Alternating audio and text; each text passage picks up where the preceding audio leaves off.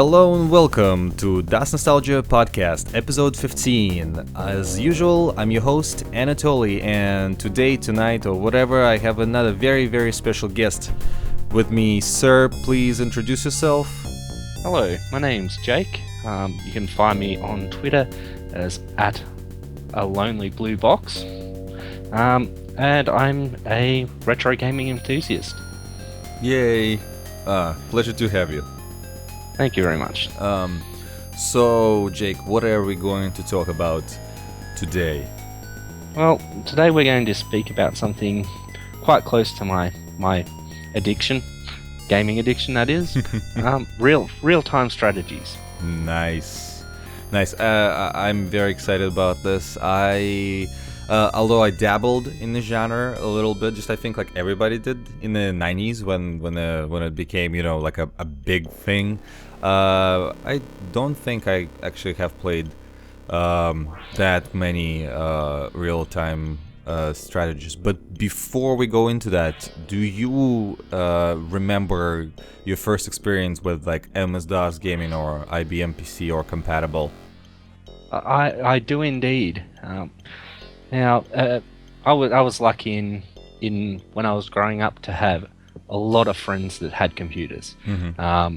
In fact, one of my good friends, we actually had a bit of an arms race going at one stage where he'd upgrade his computer, I'd see what he'd upgraded it to, and I'd upgrade mine to be faster. And that went on for about 7 years straight. Wow.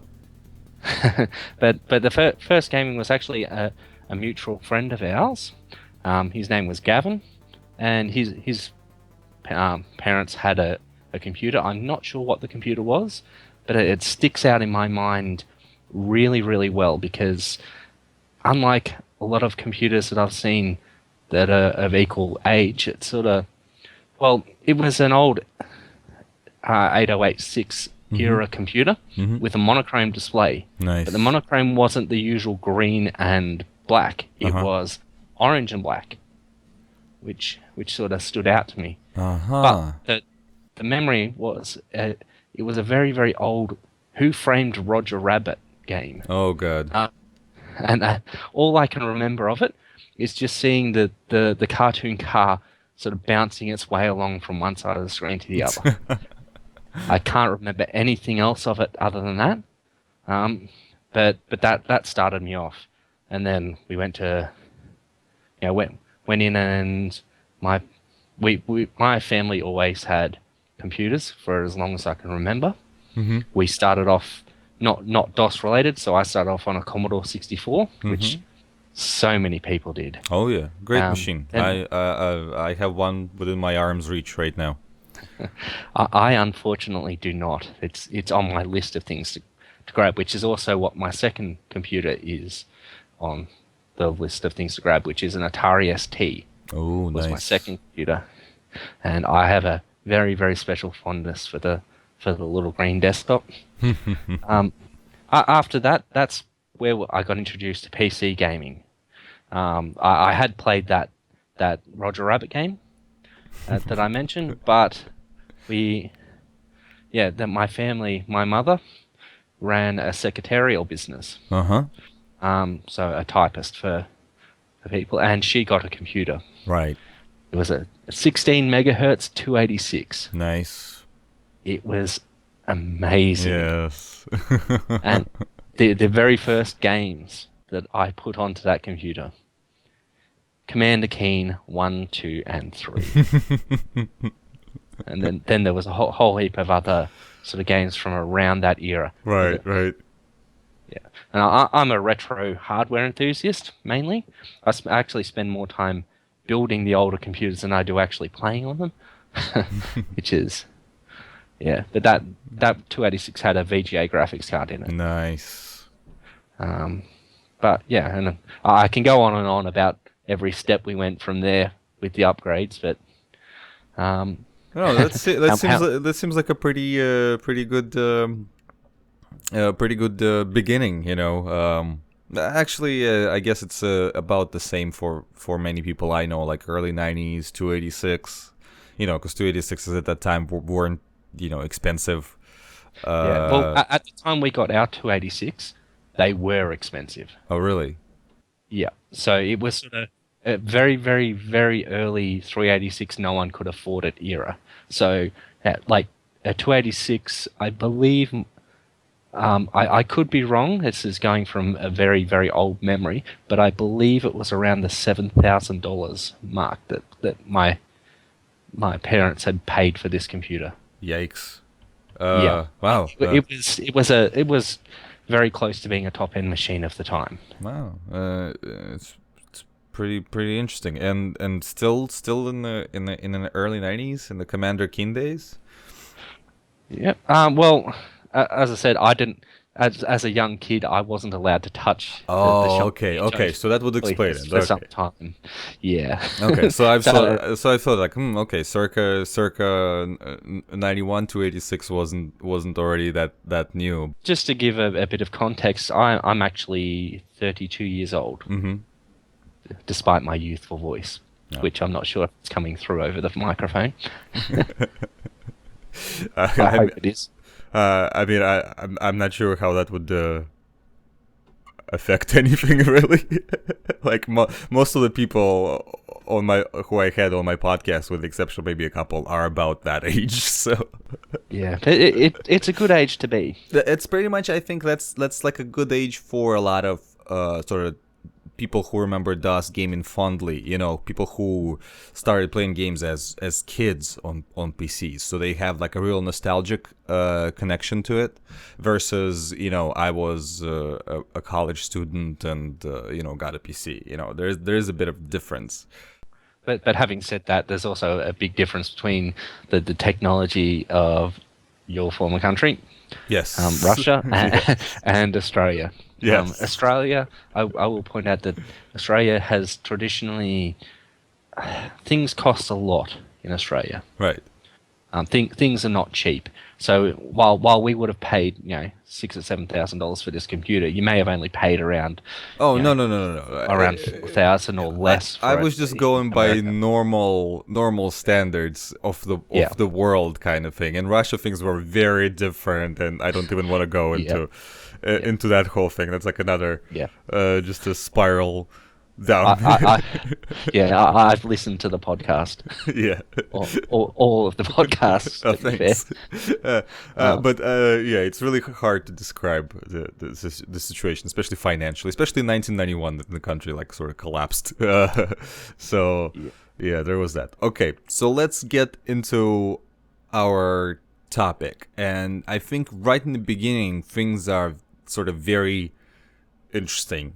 Yeah, it's quite a murky beginning because it's sort of a blur of what is a real time strategy and what isn't. It's sort of a very That's blurry line at the right. start. And I would like to say that we're going to start with because we're talking about DOS specifically, but we're going to start with the ancient art of war, which came out in 1984. Yes. But a lot of people will point out that there is other real-time strategy games on other platforms. Yeah. And while that's technically true, you look at them and you're like, yes, it's a strategic game and it takes place in real time, but the elements are so primitive that Yeah, you calling it like the can't first really real-time call it. strategy is a really big stretch. It's like, what, there were first-person shooters before Wolfenstein. There were first-person games where you shoot things. The Ancient Art of War, though, is a real-time strategy game with with units and real-time and battles. So like, I always consider the Ancient Art of War the first real-time strategy, which is really weird because like it predates Dune 2 by 8 years, and it's Yeah. actually a really cool game. I'd like to point out that it was created by Everywhere, who are, I think, mostly, if people know them, they know them from the Sierra Manhunter games, which are also kind of genre-breaking things, or maybe even like a super ultra rare cult. I can't call it the classic, but Space Dude or Space Kids. And everybody's kind of forgotten the Ancient Art of War series, even though there's 3 games in the series. But yeah, I'm actually nobody can get in touch with the Murrays. They're still around, but it's really interesting how that family sort of that family's input into gaming history. Yeah. See. Now you mentioned the ancient art of war. Now Mm-hmm. I couldn't actually obtain or find a DOS version of that, so I actually didn't include it on my list because, as you know, it's a DOS nostalgia podcast. So Right. yeah, if I could have found a copy of it for DOS, I would have actually put that first on my list. But Mm-hmm. yeah, it's interesting you say about the everywhere because one thing that sort of lacks in my knowledge is actually knowledge of the developers beyond their name. Mm-hmm. I didn't know. Those are very early days of the gaming, DOS gaming. So, and that's sort of an area that I haven't hugely touched on. Mm-hmm. Besides the ancient art of war at sea, which is the sequel to the ancient art of war. That was actually my first real-time strategy game I ever touched. That's interesting. I actually have never played any of the sequels. Well, I haven't actually. I don't think I've ever touched Ancient Art of War at Sea, and I played the Ancient Art of War in the Skies, which is a weird title, just a few days ago, very briefly, and I was actually surprised, despite the time difference, how similar they are. But for our listeners, I would like to actually describe, because like you think about it, it's 1984, right? It's like 30 years, over 30 years ago now, and what you have is you have various terrain with like mountains, land, and water, and you have units moving on the map, and you have to overtake your opponent. It's a very simple game, but you move your cursor with the keyboard on the map and give units instructions to move somewhere in real time. You have the time sort of meter where you can sort of speed up. You can change the speed of the time flow. And once the units sort of collide with enemy units, you either can watch the computer play out the battles like from afar, which usually doesn't work in your favor, or you can zoom in and you have 3 different types of units. I think it's like barbarians, knights, and archers, and you can give those separate units commands, and you also can change on the overhead map. You can change the formation of the units even, and all that is actually taken into the account. Although you see the battles play out, the terrain and the battle and the sort of the squad formation actually affects the outcome of the battle, more significantly probably than your orders that you give. But everything is in real time. You have units, you have formations. There's a lot of strategy going on in this relatively simple game. It's a very revolutionary sort of thing, which somehow did not really catch on. But yeah, like I think it's a very simplistic game. But I would say for people to seek it out. I actually recently found out there's like an updated version of it with VGA graphics, because the original is in CGA, obviously, 1984. I never knew that there was an update. That I've never seen it. I've never touched it, but apparently it's out there. The graphics are a little bit prettier, but you don't really need the graphics. Honestly, that game could have been in text mode. Although, due to Murray's, it's always like those weird cartoony, violent imagery. But yeah, I like that game. Yeah, moving on to the ancient art of war and sea, Mm-hmm. it's a very very similar game. It's just instead of on land, you're in on the sea, Mm-hmm. obviously, and you sort of pick your captains, and then basically tell your ships where to go, and very very similar sort of thing. I was actually when I had only played it like once, maybe twice in the past, and then I revisited it in the last few weeks as I was researching for this podcast, and yeah, I was quite surprised at not only um, the game itself, but how how advanced it was considering the time it came out. Mm-hmm. Yeah. It is a simplistic game as we think of it now, but if you looked at it back then, it was just mind blowing. I mean, obviously, I was quite young when I first played it, and I just couldn't understand it. And when I revisited Ancient Art of War at Sea, it was just it just blew me away again. I was just wow. Yeah. I did have a bit of trouble getting it to run because I like to run most of my games on The my old actual DOS machine. hardware. Yeah. Yeah, but the 486 is the slowest machine I have at the moment. Hmm. Although I will be building up a 386 in the medium term. Hmm. But yeah, I ended up having to resort to DOSBox and to slow it right down because it was just unplayably fast. Yeah, all those 80s games on real hardware, you need to get most slow, and even that sometimes is not too reliable. Yeah, all those like 80s games are sometimes tough to run because they rely on the internal timer. Yeah. And unlike unless it's Alley Cat, which is like I think the first and only game that really nailed it. You can actually boot if you actually got the actual booter title. You can boot any modern machine with it, and it will run at perfect speed. That game is perfectly programmed. Oh, that game that has some awesome memories for me because Oh yeah. that was also in the list of the first games that actually went on to my mother's Oh, computer before. it's an amazing game. Ah, just jumping into that room with the big cheese. Yes. Yeah, there were some amazing games in the 80s, and yeah, Ancient Art of War at Sea just yeah, it surprised me a lot. I was not expecting something that kind of complex and advanced for that old. It's definitely worth having a look at. Yeah, I do recommend that our listeners literally really look up. I mean, we're going to go chronologically, and I guess there's a bit of a gap in between, but I suggest that the listeners do look up all three games. It's the Ancient Art of War, the Ancient Art of War the Ancient Art of War at Sea, and the Ancient Art of War in the Skies, which I really think is a really silly title, but but they all play the same. They all published by different companies, I think.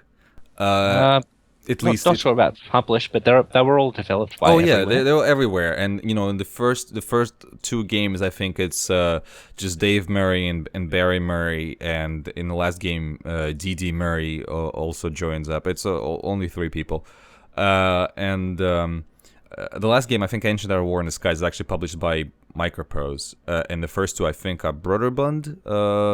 Not too sure anymore, but yeah, look all of them up. They're very interesting games mechanically, and as simplistic as they are, they're also surprisingly complex. Especially if you factor in that the first game came out, now 31 years ago. It's just insane to think 31 years ago. It's crazy. Yeah, it's almost as old as I am. Yeah, right. And those games are surprisingly complex, especially comparing with other games from 1984. I mean, come on.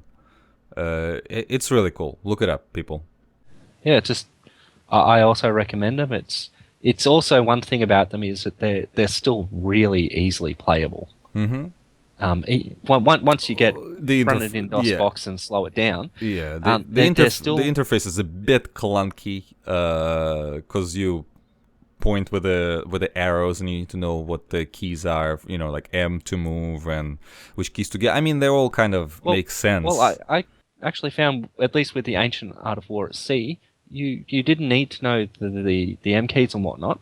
You just had to select the units and if you clicked on it, it'd bring up the menu, and then you'd just press the first letter of the thing. So of the word. It was very, very intuitive. Yeah, it's intuitive. One thing not as intuitive as it could be, but Yeah. it's still. I didn't need to look at the manual to figure out how to play it. Yeah, I guess. It's true. You can figure it out. I didn't have any no. manuals back then, so and I figured it out. I'm just saying, stick with it, people. It's really rewarding, actually, just because it's so simplistic yet complex enough for you to actually feel that you are, sort of taking over the territories, and that you feel accomplished, even though it's a relatively simplistic game. Yeah, it was quite interesting. Shall we move on to the next one on our list? Yes. There's a whole Yep. bunch that I haven't played, so that's all you. Yeah, so I mean, a lot of these I've only briefly touched on just for research, just to get a bit of an idea of how the genre progressed during the years. So the next one on our list was Modem Wars, which, as you've noted here, you haven't played. Um, I only briefly touched on it because it's a bit unusual. It's a game from 1988, and its primary focus is multiplayer. Right. It actually it actually is harder to play it single player than it is to actually set up a two player modem game. Thus the name Modem Wars. It's sort of it's a lot of the reason why I didn't spend a lot of time on it. It's it's an EGA game, but it's quite primitive looking. Um, it, it's almost like at first it seems like an RTS version of the board game Stratego, if you've ever Mm-hmm. played that. Um, but but then I found keys that brought up other screens that offered you other options that I didn't go into a whole lot. But it seems like it could be a lot more complex than it first looks like. Um, but yeah, once again, I didn't spend too much time on it, and the little that I played at it, I was terrible at it. So it was quite quite quite an interesting thing. I think I might revisit it at some point, Mm-hmm. but when I have more time and more patience. Right. Now, the next game on the list is sort of one of those ones that really blurs the line. Mm-hmm.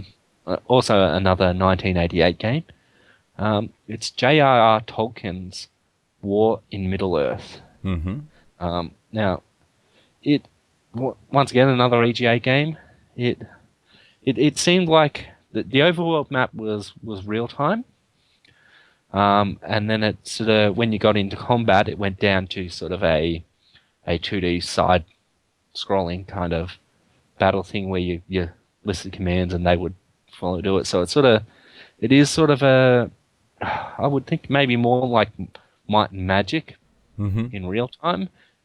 So we won't stay on this one for very Right. long. Yeah. I haven't played it. I've heard about it and I always wanted to try, but I never got around to any of the sort of Lord of the Rings games at all. I don't think. I don't think I ever played one in my life.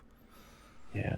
I don't know if I'd recommend this because I haven't spent enough time with it to really get a good feel for it. Mm-hmm. All Now, right. the next one, That's a big one. yeah, it is a big one. 1988 again? No, 1989. Sorry. Mm-hmm. A little company by the name of Bullfrog Mm-hmm. released an amazing game, Yes. Populous. Uh-huh. I'll let you go first on this one. Well, I am actually. How would I put it? I suck at it, so like I never really got into Bullfrog strategy games that much. But Populous is actually a pretty amazing title. I mean, I expect that most of our listeners, if not all, will know what I'm talking about. But Populous is essentially sort of what we now call the God game, and I guess that's actually directly even a god because you play a god in that game, and you have this sort of little window with a landscape, and you have your hand, and you can raise and drop the terrain, and you can assign various roles to your units that you don't exactly control, and again, it's a pretty simple game concept wise, but it's pretty well executed technically. I mean, the whole landscape thing is pretty impressive. Despite if you play it nowadays, you're like, window is a bit too small. You know, the viewport of the actual thing that you get to Yeah. see in 3D is really tiny. But and the game is really hard. but the concept, both the concept and the execution is, especially thinking if it's, it's 1989, so they're both very, very solid. So you're a god, you raise and drop ground essentially, and you sort of take care of your little people that run around. Yeah, well, as you said, it's a god game, and you sort of you play it by not directly telling your followers or your units what to do. You alter the landscape and give them suggestions on what they should do. It was, I must admit, it's been so long since I played it originally, because that was one of the early games that I actually bought. I bought it a long time after it was released. I actually bought it in a pack with Populous 1 and Populous 2. Now, yeah, it has been that long since I've played it that when I came to revisit it, I'd forgotten how to play it. Yeah, the interface is really clunky. I'm gonna say that's what I forget about it. Well, actually, no, I don't forget it, but it's and I will say that Populous 2 really haven't. Besides, with the exception of graphics, I don't think Populous 2 actually improved much. The only thing that I only recently learned, Populous 2 actually has 640 by 480 16 color VGA support. It has it's one of the few games that actually has a full page VGA, support, where you can actually play that game in high res, which I did not know. Because by default it runs in 320 by 200 VGA 256 color, but you can switch it to 640 by 480 16 color, and it looks great. I wish I'd known that when I was testing it out. I might have spent a bit more time in it. Yeah, but other than that, it's pretty much the same game, and I think the second one really didn't really make any necessary improvements that needed to be, except for, yes, the viewport is larger and it looks better. But I actually think the second one is even harder. Yeah. So those are my memories of the two Populous games. Yeah, no, the second Populous game, at least in my memory, it was a lot harder. It looked better, and that's about it. It was, I mean, I could be wrong, but this is a very old memory, but it did not improve other than looks, and that's my memory as well. I also could be wrong, but I think we're both right pretty much. But I would recommend them. Yeah, no, definitely. I mean, I would be more inclined to recommend Populous 2 over Populous, just because it's easier to live with graphics wise, so you can actually have a bigger viewport, which really does help. And if you can look up, this is heads up for everyone, which I wish somebody told me 20 years ago, that you can actually play it in higher resolution. So look up how to do that, Google it. I should say, use the search engine of your choice to find how to run it in higher res, and check it out. I mean, check out the original as well, just to see where things kind of started. I mean, it's a very fascinating game. Yeah, no, it's one that I'm going to revisit at some point. But now next on the list is one that I didn't really get much of a feel for. I really think it's a game that I'm going to have to actually find a manual for and read through the manual before I try it again. Because I'm not, even after trying it, I'm not even sure that it is a real-time strategy game. It was in my research, it was listed as a real-time strategy game, but then some of the games that I found on my list, as you know, didn't actually turn out to be real-time strategy games, unless you really stretch the definition of it. Yeah. The next game is from 1990. It's Supremacy. Your will be done. I haven't played it. Yeah, it came across as a bit of a Master of Orion type game, but as I said, I was not really sure how the hell to play it, so I didn't spend a whole lot of time in it. So it's one that I'm going to revisit.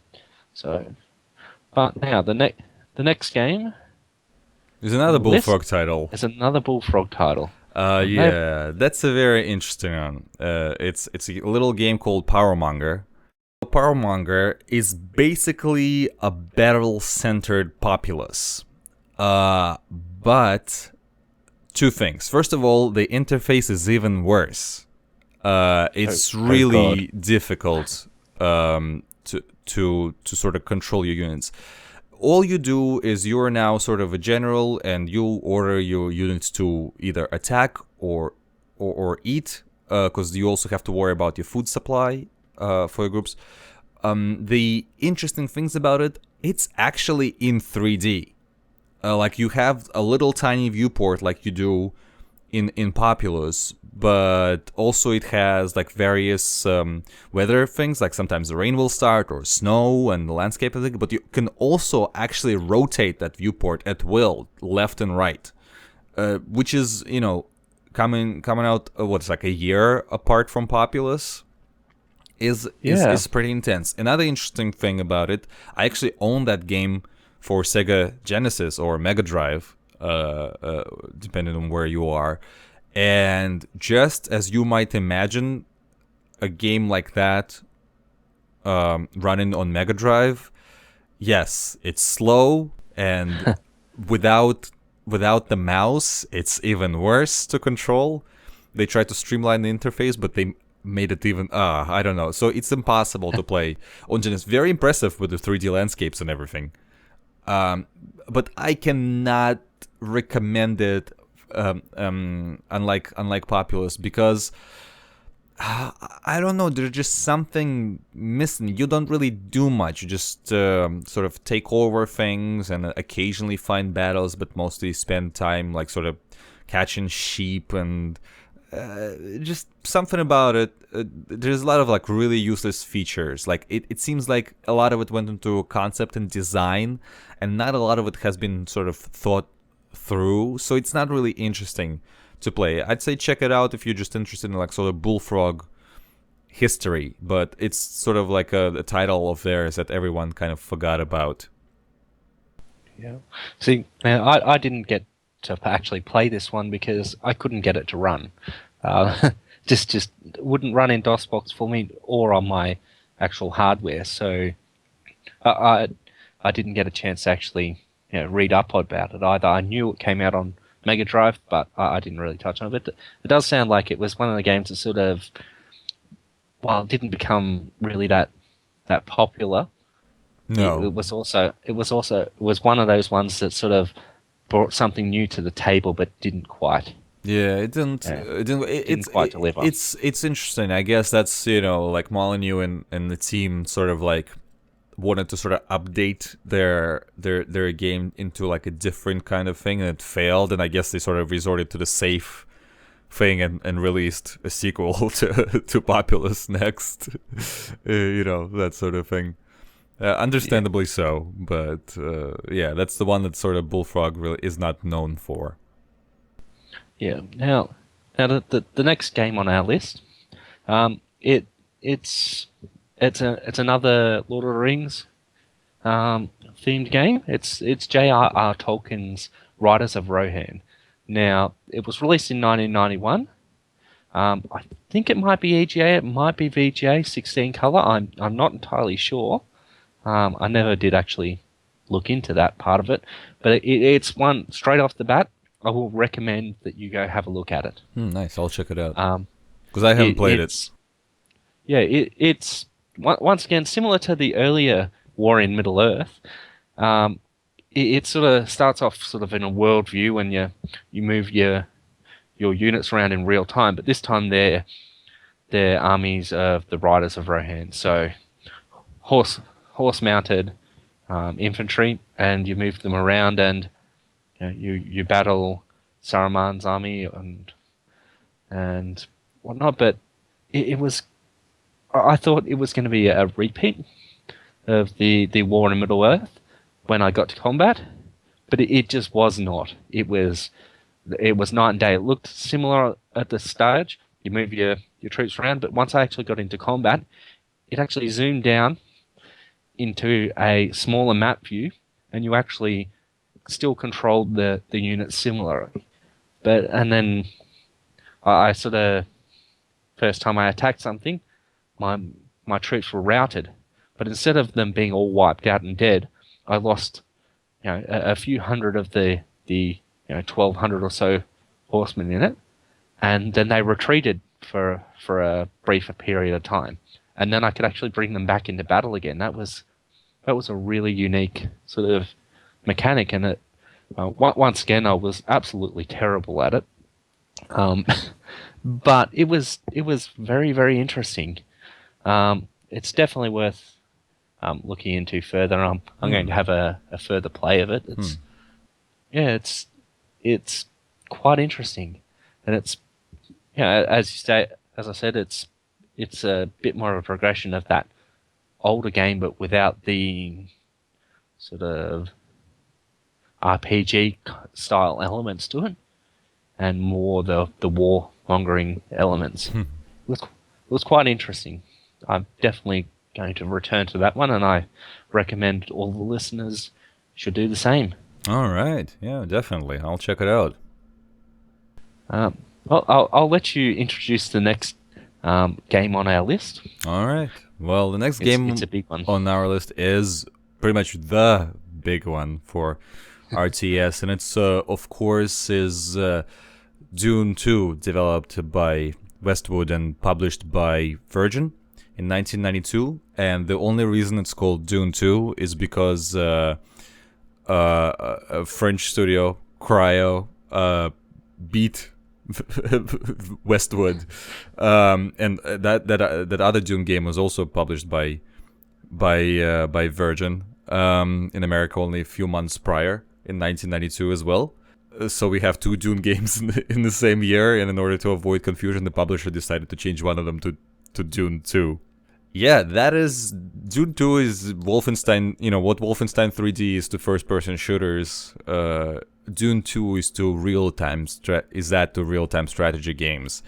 It established so many genre conventions at the same time that I would say even today, well, not I would say, I'd say even today, the majority of RTS games pretty much just follow that template, which is essentially to me what the death of the RTS genre is. You know, they've kind of for longest time, for like a good decade, they were pretty much just Dune 2 clones until we sort of started inventing sort of other different things. But yeah, Dune 2 is this game. And if you, by all means, listeners, if you have not played Dune 2, you need to do that. It's a beautiful game. Like, just starting from before we even get to the gameplay, it's a 90s Westwood game, so it looks gorgeous, right? The art is absolutely amazing. It has the music by Frank Klepacki, which sounds spectacular on Sound Blaster. And as an RTS nowadays, it doesn't really hold up as much anymore, just because we learned of certain things because of Dune 2 that we then applied to further RTS games. But it's still very, very playable, very approachable. And I mean, gameplay wise, it's a game that combined battles and building, which was what it sort of brought to the genre, which is what the genre really sticks with now. You know, you build your bases, you build your barracks, you build your spice collection facilities, you build more things, all while you're fighting off the enemies to eventually build up your army big enough so you can go and destroy their base. That's really the gameplay, and it does it really, really well. It's that game where units talk, when you select them, when you give them the order. So it's really established all of the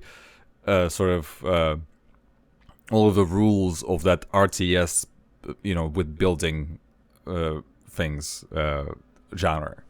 Yeah, no, it was an amazing game. I actually came to this game Dune 2 quite a bit of time after it actually was released. It was only after I played one of the later games in our list that I actually went back to it. Mm-hmm. I won't mention what game that is, but I'm sure you can guess. Now, it was Yeah, it just blew me away. I didn't know at the time that I found Dune 2. I'd actually recently read the book Dune, Hmm. and and the the smell of the spice sands were very very prevalent in my nose right at the time where I loaded that up, and it was just an experience. At the time, the computer that I had, it had a sound card that was Sound Blaster compatible, Hmm. but the MIDI side of things didn't sound as good as a genuine Sound Blaster. But as you said, the music in it was just yeah, it's just amazing. Oh yeah. I love the music in Oh, it. it's great. Um, I'd be interested to hear what it actually sounds like on, say, a Roland Well, the MT32. thing is, it's not. Here's the thing, and now we know that that was actually the case because someone recently there was an interview with Frank Klepacki recently. So, it's not really MIDI. Well, there are Oh, two versions of that soundtrack. There is a MT32 version, and there is the AdLib slash Sound Blaster thing. It was if I recall the interview correctly, composed for the Sound Blaster slash AdLib. So it's an OPL soundtrack, which was later adapted to MT 32. And while yes, MT 32 one sounds great and everything, you know, AdLib OPL 2 has that very specific sort of sound that because Frank Klepacki was actually inspired by Cryo's game, which has probably the best AdLib soundtrack of all time, which is a game I'll recommend. Check out Dune 1, everybody. I cannot recommend it enough. It's a great game that time forgot. But it has an amazing soundtrack for specifically designed for AdLib Gold, actually. One of the like 3 games that actually took advantage of that. And so Frank Klepacki was inspired by that and did a very sort of similar soundtrack. Not similar, but it has a lot of a sort of weirdness to it. And, you know, OPL has only sort of square waves. So, like, all those drops and everything, you know, it has that specific, AdLib has a very specific sort of metallic noise that really adds to it. And I think Dune 2 actually takes advantage of that. So, like, I prefer the Sound Blaster slash AdLib soundtrack and not the MT32. Although MT32 is a superior card, I think Dune 2 sounds just great on a regular Sound Blaster. Like that music is like I'm talking about it and I'm thinking about that music. The music just playing in my head. It's so good, and in so many years I have not forgotten it. It's great. yeah. No, see, I just in the past, like up until this discussion, I'd always just assumed that the MT32 one was one that it was actually supposed to sound like, because like you know, a lot of games from early in the DOS era, Mm-hmm. MIDI was it, they were designed for the MT32, and then sort of I don't know how to put it, sort of the quality was stepped down Yes. for the lower A lot of sound time, cards. but like here's the thing with like Sound Blaster soundtracks. You know, those are not MIDI things, and if the composer really worked with the specifically for the Sound Blaster, you It know, could sound amazing. yeah, of course. There's especially early on. There's a lot of really amazing ad-lib soundtracks, but that's a topic for another discussion. But yeah, your thoughts on Dune 2? Is that it, or you should? Yeah, it, it's basically you've summed it up. It was just an amazing game. I mean, it is a little bit dated now, but Yes, it still holds up. I would like to point out the only way that it's really dated is the fact that you cannot drag and select multiple units. Like that is such a pain in the ass that each Oh, command has to be given, and it doesn't have contextual interface either. You have to click on the unit, then you have to in the sidebar select for that unit what to do, and then click to where you want it executed. And that is a major pain in the ass after you played all the modern strategies. Which, by the way, after that game, pretty much the next game that took that concept and ran with it got rid of that. That's like one thing they really did learn. is like we need to allow people to drag and select multiple units and have some kind of a Yeah. contextual commands where you don't have to click things on the sidebar. That's the only way Dune 2 is dated. And yeah, the AI cheats like Although, hell. yeah, although it did take a couple of years for them to get their head around Oh the yeah. best way to do the drag and drop, because there's a certain game that's coming out soon Yes. that while it did have the dragon and select option, it was not the most convenient way to do it, shall we say. It's true, but and also I'd like to point out in a hashtag not DOS territory, Dune 2 actually has a really good conversion for Genesis / Mega Drive, with actually contextual interface, and all the graphics redone. They're bigger, chunkier. The perspective is slightly different, and it's actually very fun to play Dune 2, which is not called Dune 2, it's called Dune Battle for Arrakis, versus on PC, the full title, I think it's Dune 2, The Building of the Dynasty. So yeah, check out, for a little curiosity, oddity, Dune on Genesis or Mega Drive. It's actually lots of fun, and it's very different. The maps, it's unique, despite the fact that it's the same game. It's actually very well tailored. It's not just a simple conversion. No.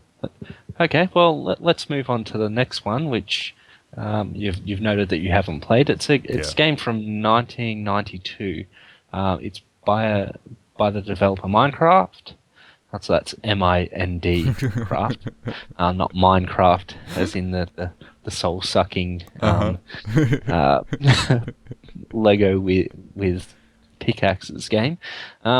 It's a game called Siege. Now, I'm not going to spend a lot of time on it, but it's sort of worth noting here because it's sort of the earliest version I can find of the tower defense genre. Mm-hmm. It wasn't really a tower defense. It was you're in a castle, you pick which troops you want, and then you place them where you want in the castle, and you defend. And you could give your units orders, but it was like going, hey, can you please move here? And they'll decide whether they actually want to listen to you or not. I don't know whether that was just the game playing up on my computer and not running properly, because the game, after a short while after, did actually crash on me. But it's a game that's definitely worth having a look at. I wouldn't recommend actually playing it, because it did seem very shallow and not quite worth actually spending a lot of time in, but it's certainly noteworthy in that it's I could be wrong, but it's one of the very first tower defense games. So, and I have quite a bit of hashtag not DOS, quite a bit of time sunk into tower defense maps in Warcraft 3. That sucked a lot of my time up. But we'll move on to the next title, which is by developer Blue Byte. Oh boy! From 1993, it's The Settlers. Mm-hmm. Now this is one that sort of falls a little bit into the grey area. I think we've discussed it on Twitter as well, about whether it actually is RTS game. Well, here's the thing. I normally wouldn't include pretty much any of those games, like Populous and Settlers and whatever, a few ones that are coming up that are on your list, into RTS, but I tend to be very sort of, I don't know, constructive with my genre definitions. Like so. But since you have it on the list, listen, let's talk about it, because it's a fun game. It is. It's like I didn't spend a whole lot of time with the first one, but we'll touch on both the games, Settlers 1 and Settlers 2, in this same one now. Settlers 2, I'll just actually find out when it was released. It's in my list, but it's much further down. So the second game was released in 1996. It was more along the lines of Populous than it would be your Dune 2's world. It was you could tell your units where to build things, and you could tell them what to attack, but you didn't have direct control over the actual people. Yeah.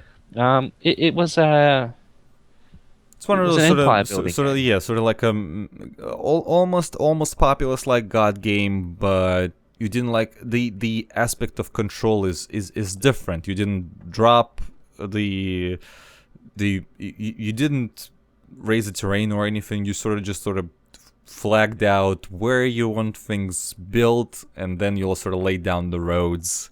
And the all the fun. And by the way, on PC it was released in '94, I believe, not in '93, because it's originally an Amiga game.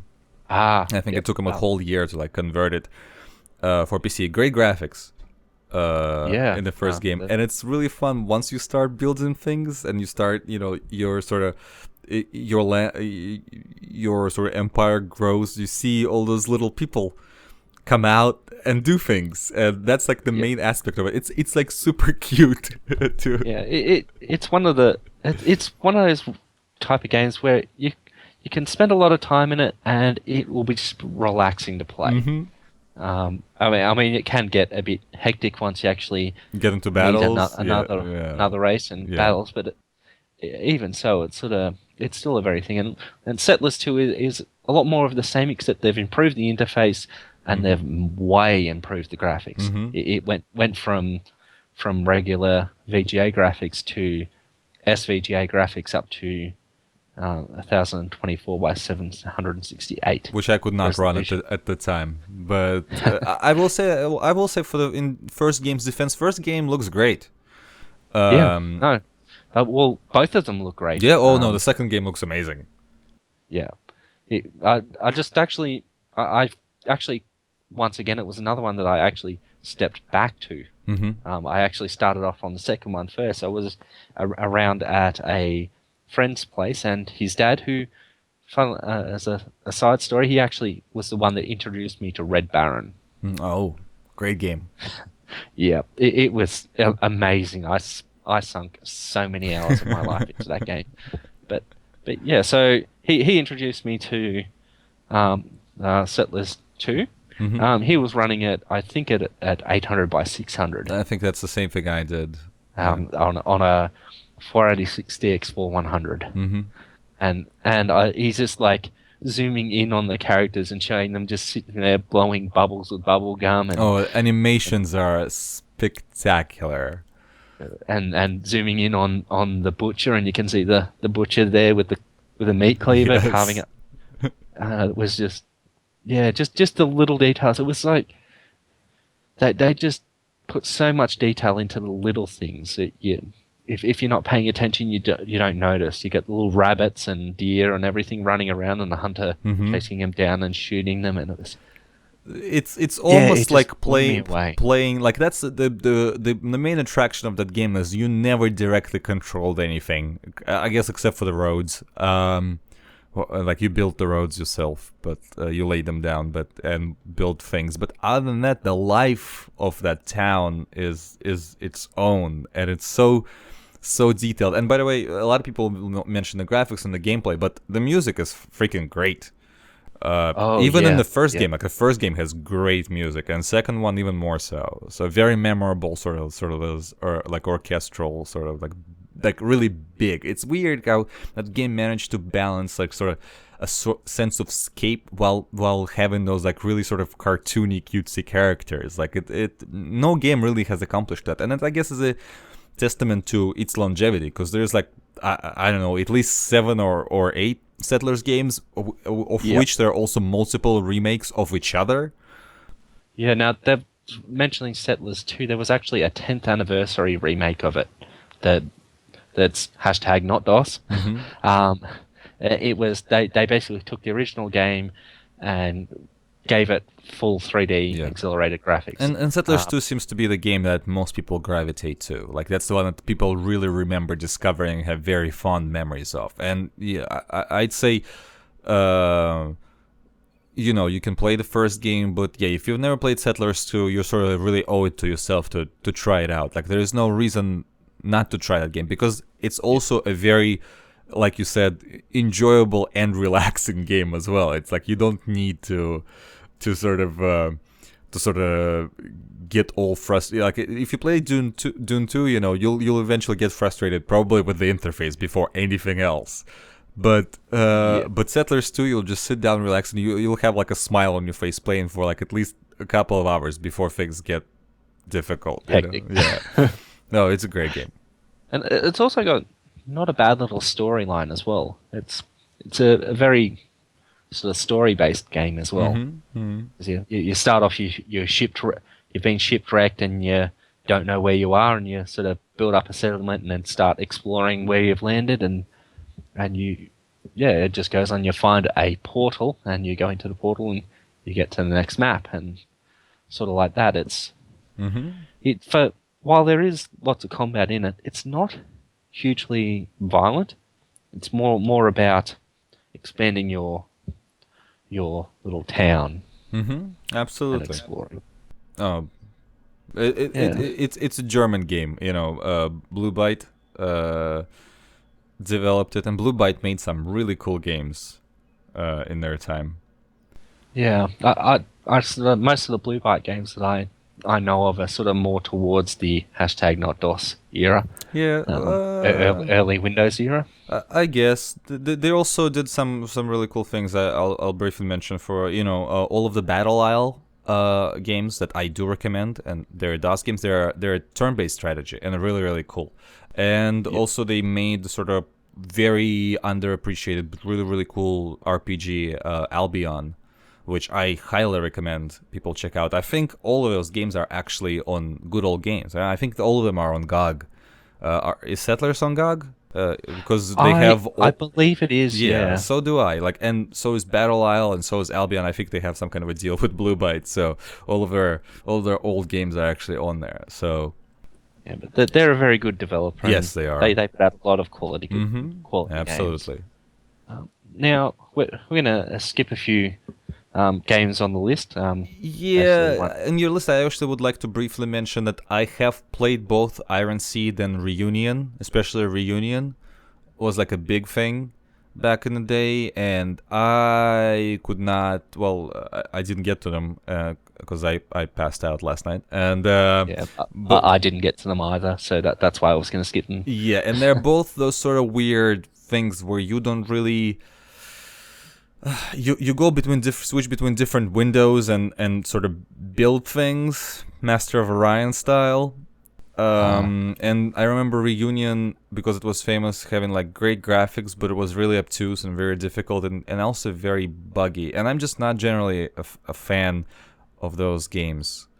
And No. Iron Seed is the same. Iron Seed is also like not really an RTS. It's only battles are in real time, and the rest is sort of that same style when you sort of switch between different modes building stuff. So if somebody played those games, please actually leave us a comment. I would love to read about it and how much you love it or hate it or whatever. But personally, I don't remember either of those games very fondly. Yeah. No. Well, I haven't played them, so I have nothing to comment on them. Although you mentioned Master of Orion, I could go on for hours about that game and its sequel. I never played the third one, but that they were one of the very early games that I played as well. Yeah, pretty great, but not an RTS. No, not an RTS. So the next game on our list is yet another Bullfrog game. It's this is one once again. I think this one sort of blurs the line a bit. Because it could be an RTS, it could be a builder game. Yeah, that's pretty much. I don't really consider this an RTS game. Shall we actually say what the title is? Yes, it's Theme Park. Yeah. What we'll do is we'll just touch on it and. Oh no, it's a fun game by all means. Because I'll be honest with you. I'll say it. I don't really enjoy Theme Park. I don't know what it is about it. I know a lot of people love it and swear by it, but I'm not one of those people. It doesn't really do it for me. Well, for me, Theme Park, I didn't really enjoy playing the game myself, but one of my good friends who I grew up with, and we actually hated each other when we first met. And then he worked out that I knew stuff about computers and I could fix them. and suddenly he decided that he'd come over and visit me after the last time I'd seen him. We'd actually had a fight. Oh a God. full-on punches thrown kind of fight. Ouch. Um, well, no, I jumped on his back and choked him down till he passed out. Um, Ouch. yeah, well, it was a sort of a non-violent way of subduing him and stopping him from punching me in the head.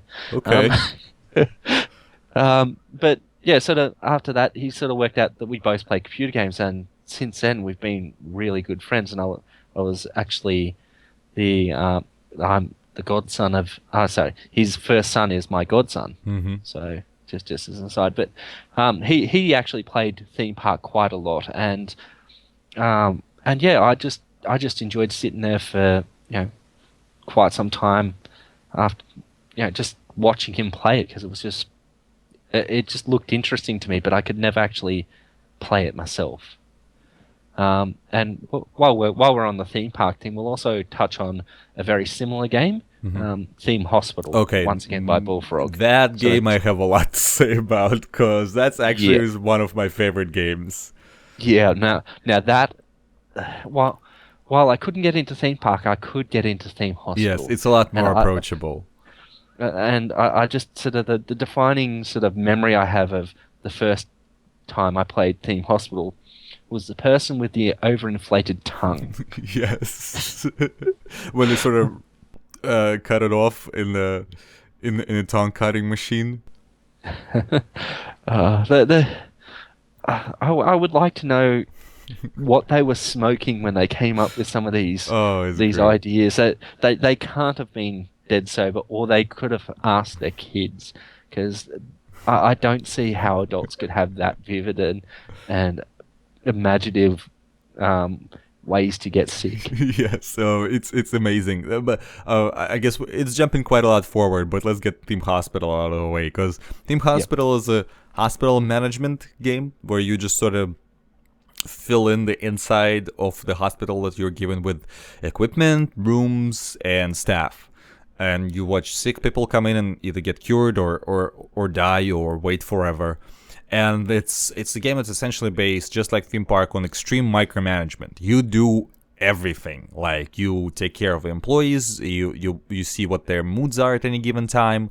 They ask for a raise. You check out what to research next. Sometimes you're made to see what the they ask you, like, we couldn't diagnose this patient with this and this. What do you want to do? Do you want to give him more pills? Do you want to search the research? Do you want to just prescribe him stuff? And you watch people die left and right and throw up left and right. And You make the janitor. yes, and you can directly sort of I wish. I can't remember if you can or not, but I'll have to revisit the game. But it just makes me want to. I want to call the janitor Roger Wilco. just and hire the cheapest. yes, janitor. yes, and then And he doesn't make do anything, and you have to like pick them up and throw them in the middle of like piles of garbage. Yeah, it's an amazing game that gets really hard really quick because you have to micromanage everything. But it's so much fun. Like, that to me is a Bullfrog strategy title I've enjoyed the most, and I will recommend to anyone. Is it an RTS? I don't consider it one at all. It's definitely like a micromanagement simulation building game, whatever the hell Yeah, that's supposed to I be. mean, there are arguments you could say that it is. Has blurs strategic a- it blurs element, a line, and 'cause it's it in has- real time.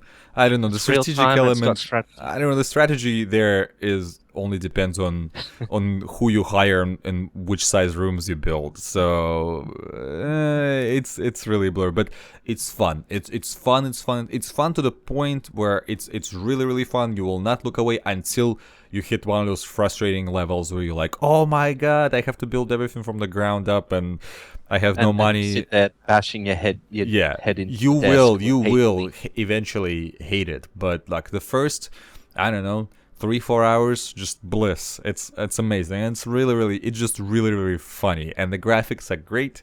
The music, this sort of like unintrusive elevator music that they have throughout the game, also has a great opening cutscene. It's amazing. Yes, buy it, get it. I think it's on. Yeah. I'm pretty sure it's on GOG as well.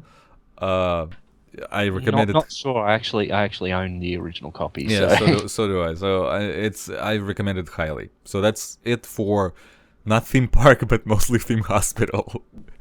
yes, Theme park is definitely. essentially the same game, but worse Yeah, in so many it's ways. Like the not just the graphics and whatever, but it's a lot more clunky. Like Theme Hospital is really easy to control, despite the fact that sometimes when yeah, you want to look at like patients and people, there's a lot of windows open. There's this and the other things to click on, but it's easy to figure out and it's very intuitive. Theme Park yeah, is not that.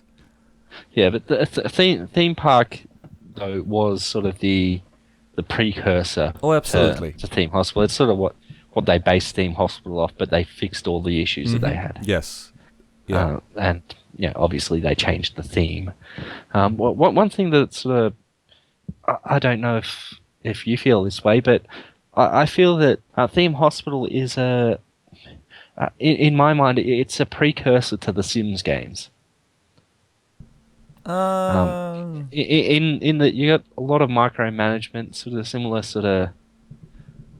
I You can certainly see elements from here, there, and everywhere, and Theme Hospital is one of those that seems like it's one of But the yeah, many I mean, influences. if you like The Sims, check out Theme Hospital. Fuck, if you like Doom, check out Theme Hospital. I don't care, just check out Theme Hospital. It's great.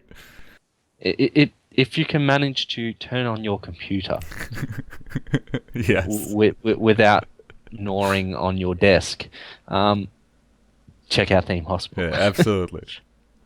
Um, okay, so Shall we we'll travel move. back in time a little bit? Yeah, we'll move on. I was sort of just trying to sort of lump a couple of games sort of Mm-hmm. together, but then the next one, oh, this one is a big one. Mm-hmm. This one is by a small company. You may have heard of it. I'm not really sure. They're not really that big now. Blizzard. Oh yeah. Um, yeah. No, in 1994 they released a game called Warcraft, Mm-hmm. Orcs and Humans. Oh my God, was this a great game? Yeah. Oh Um, yes.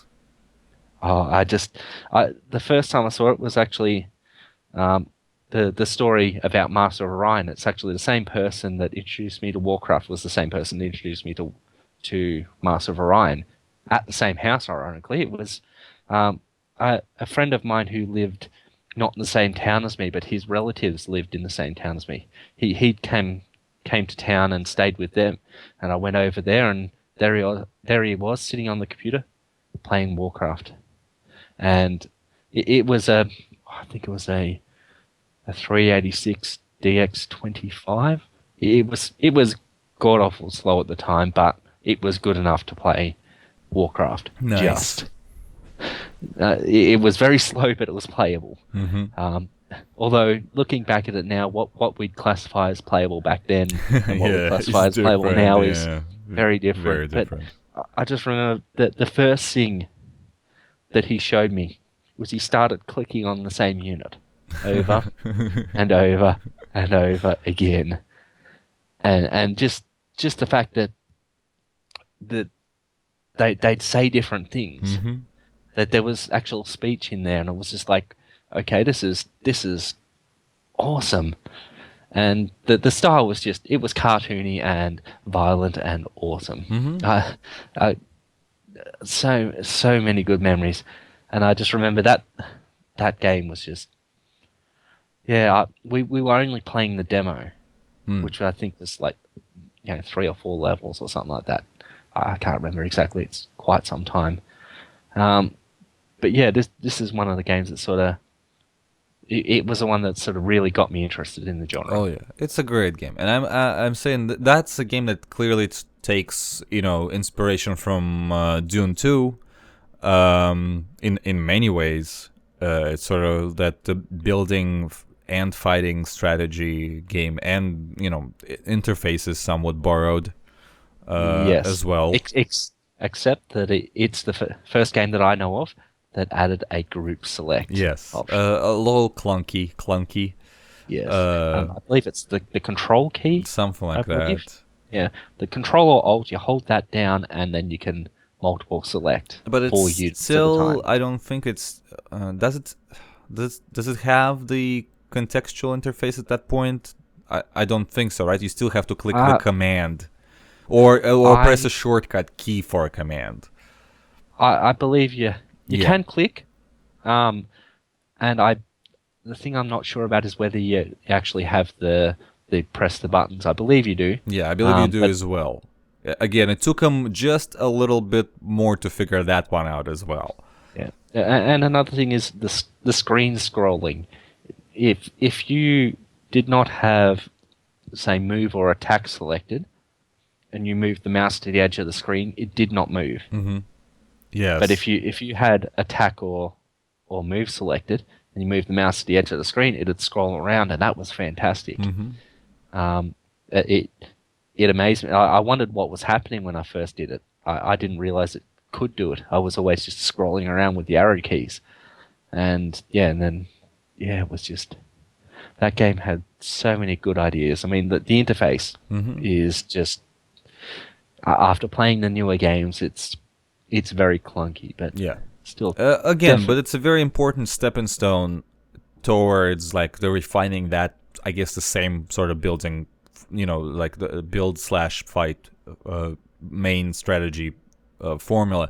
But it's also very very playable. Like it's more yeah, playable in that sense than Dune 2 because it's easier to get into, and the interface is slightly refined, and plus it's very funny.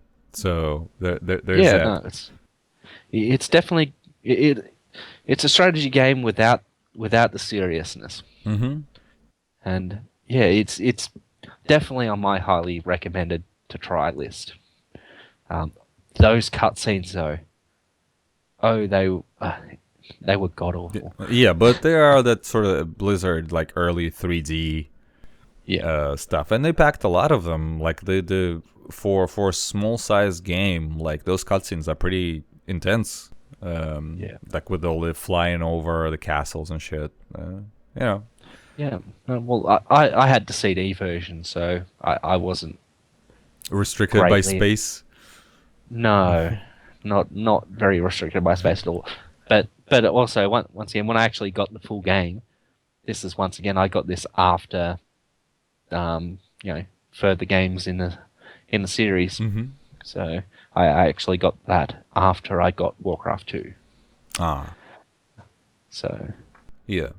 I mean, I would recommend it. I would recommend checking out first Warcraft. yeah, Of course, no, the Warcraft that you do all have to check out is the second one, but we'll get to that very yes, shortly. very shortly. But one more thing about Warcraft, the original Warcraft, is it actually had a multiplayer, which was something new for me. It was the first real-time strategy game that I saw that actually did have networkable multiplayer. I believe it was like 4-player maximum over the network. I'm not 100% sure. I never actually got to play it multiplayer, unfortunately, which I'll have to remedy at some stage. But yeah, that's just something to note, that at around that time games were starting to add the multiplayer element into it. Yeah. That's about all I've got to say about Warcraft, other than recommended. Yeah, absolutely. Shall we move on to the next Yeah. year? Next Yep. year is quite eventful, actually. Yeah. I see the first game on your list is a really weird one. It's Baldies, which I guess you haven't played it or haven't revisited it. No, Or? I haven't played it at all. It's It was on my list of things to play, but I just haven't. It's an Time is limited. interesting game that time forgot. It's really sort of cutesy RTS, and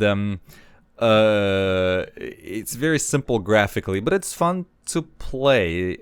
It's sort of, you have those sort of this basic landscape, and you have lots of your sort of little boldies, and you fight people who are really hairy.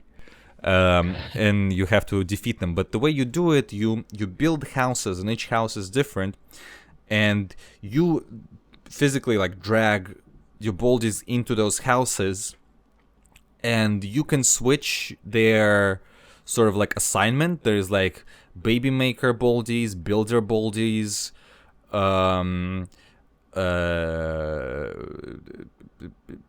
other, like, I think there's 5 different types of, like, and you can change them at will, and inside the houses they make more of them, and then they do stuff. It's really, really simple concept. I don't quite know how to describe it, but you just get your units in the houses to make more units of that type, or different types, and then you go and attack hairy people, and you move on to the next map. It's really, really simple, but it's really cute and really funny.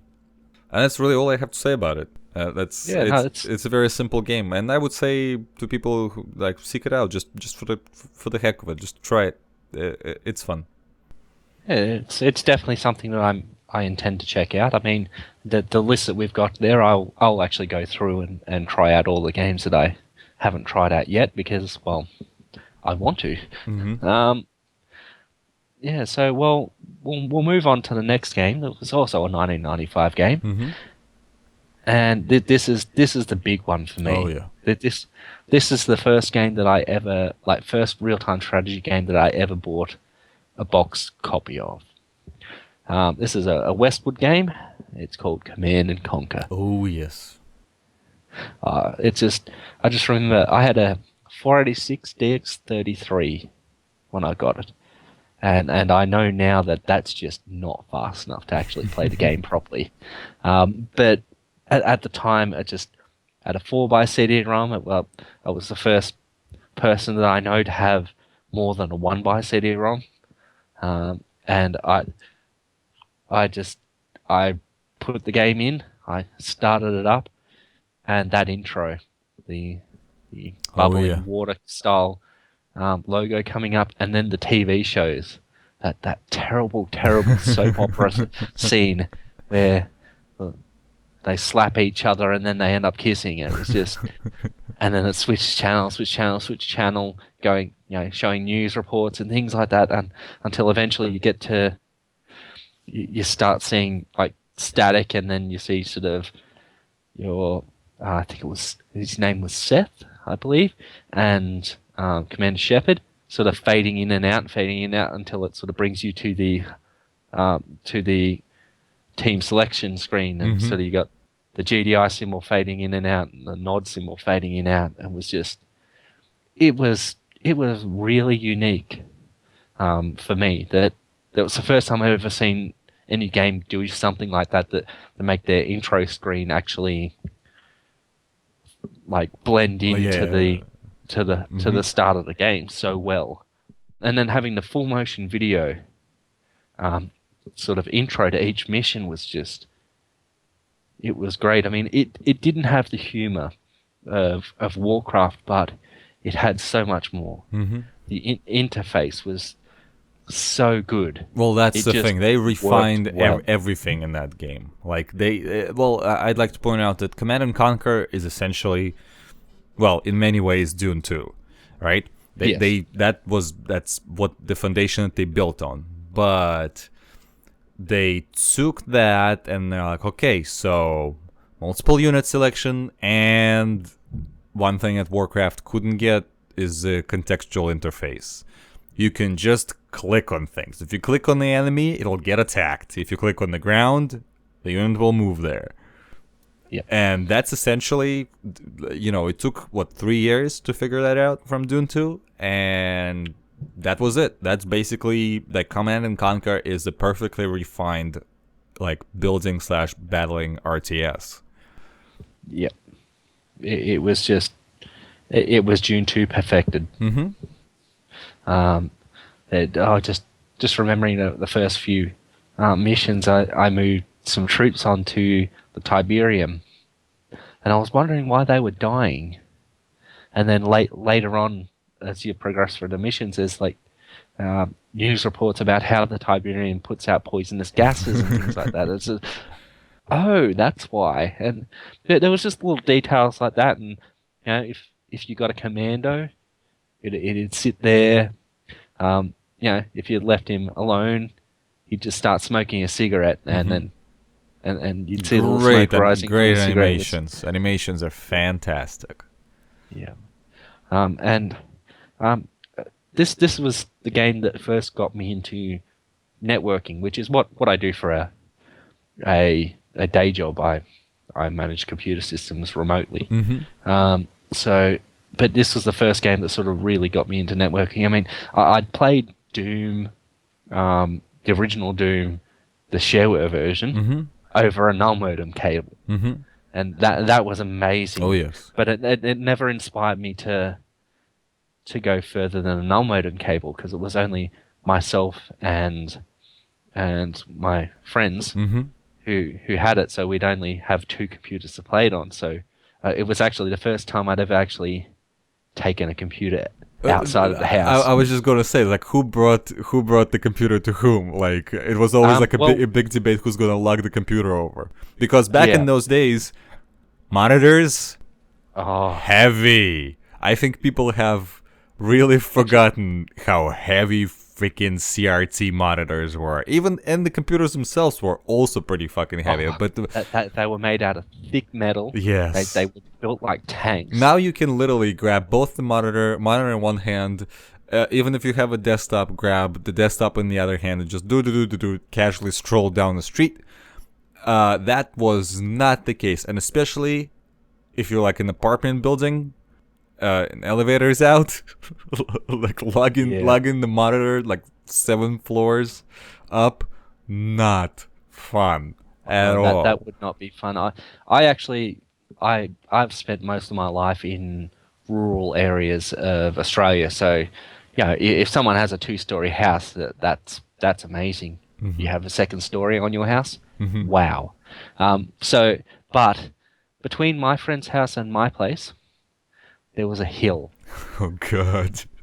So you could go all the way around the hill on relatively flat ground, or you could cut the walking distance by 3/4. Oh god. And up over the hill. Oh man. What I ended up to do initially, it was get my friend to come over and help me, and he'd grab one thing, I'd grab the other thing, we'd carry it across. But then I actually modified a backpack to carry the computer case. And so computer on my back, monitor in my hand. Yikes. And walk over. It wasn't too bad, because the monitor I had, it was a 14-inch monitor, and it wasn't really that heavy. It was one of the more modern 14-inch monitors. All right.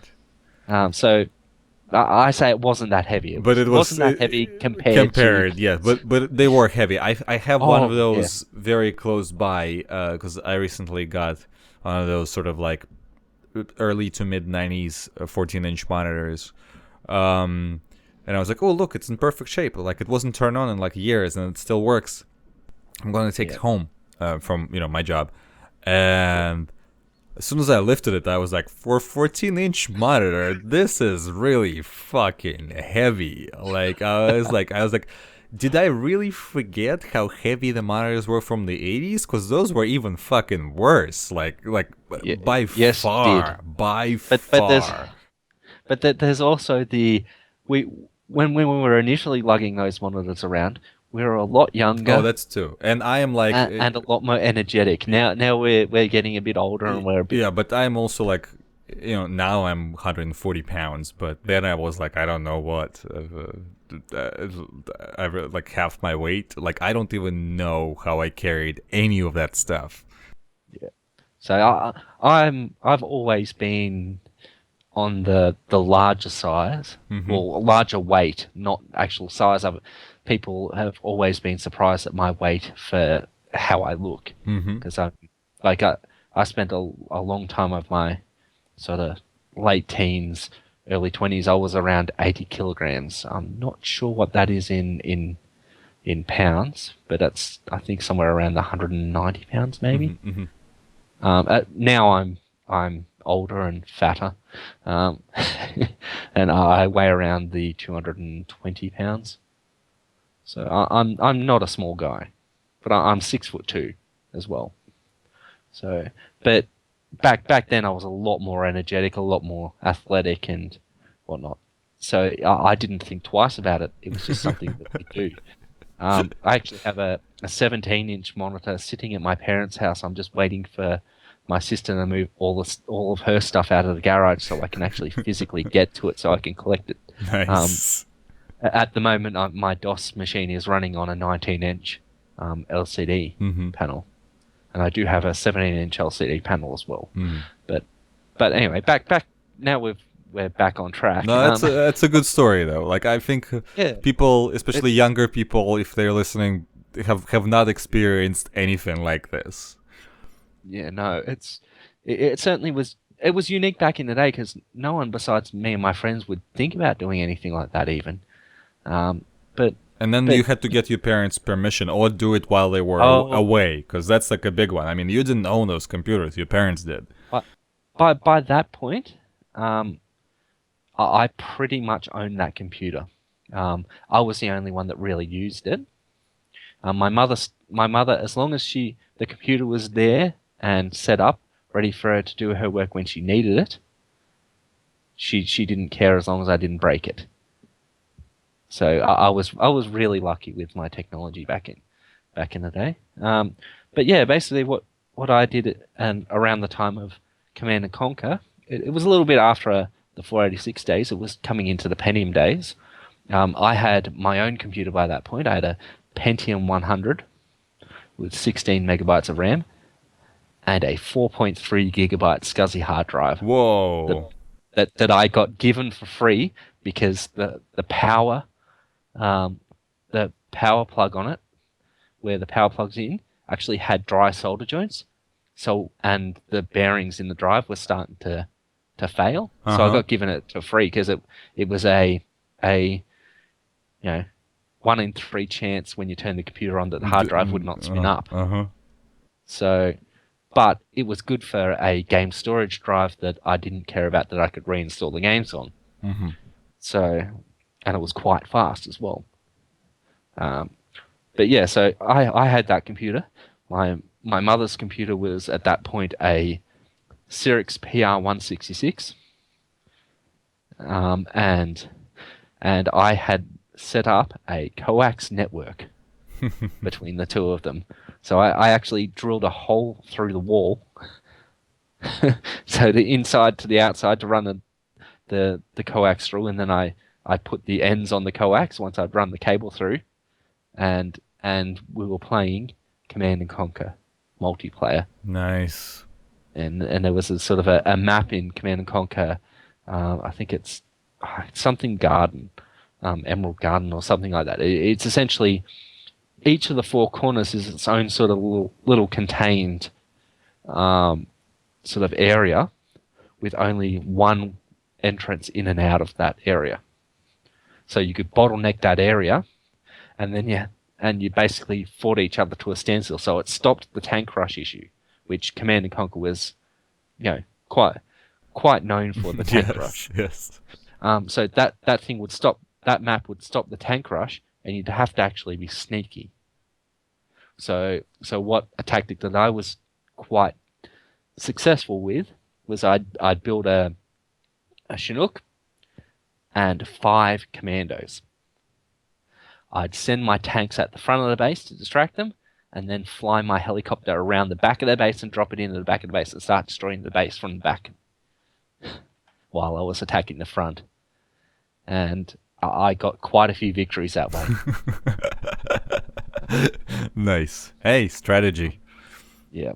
Although it's sort of one thing that I was a little bit disappointed about with Command and Conquer was the AI in networked games. They didn't build bases. Which meant if you really wanted a multiplayer game, there was like no skirmish mode, so to speak. The AI in the multiplayer games was just it'd attack you with what it had, and that's about it. So it was sort of, you had to have a human player to play against, which in my case, it wasn't an issue because I had 2 computers in the house. All I needed was another person to come over and play. What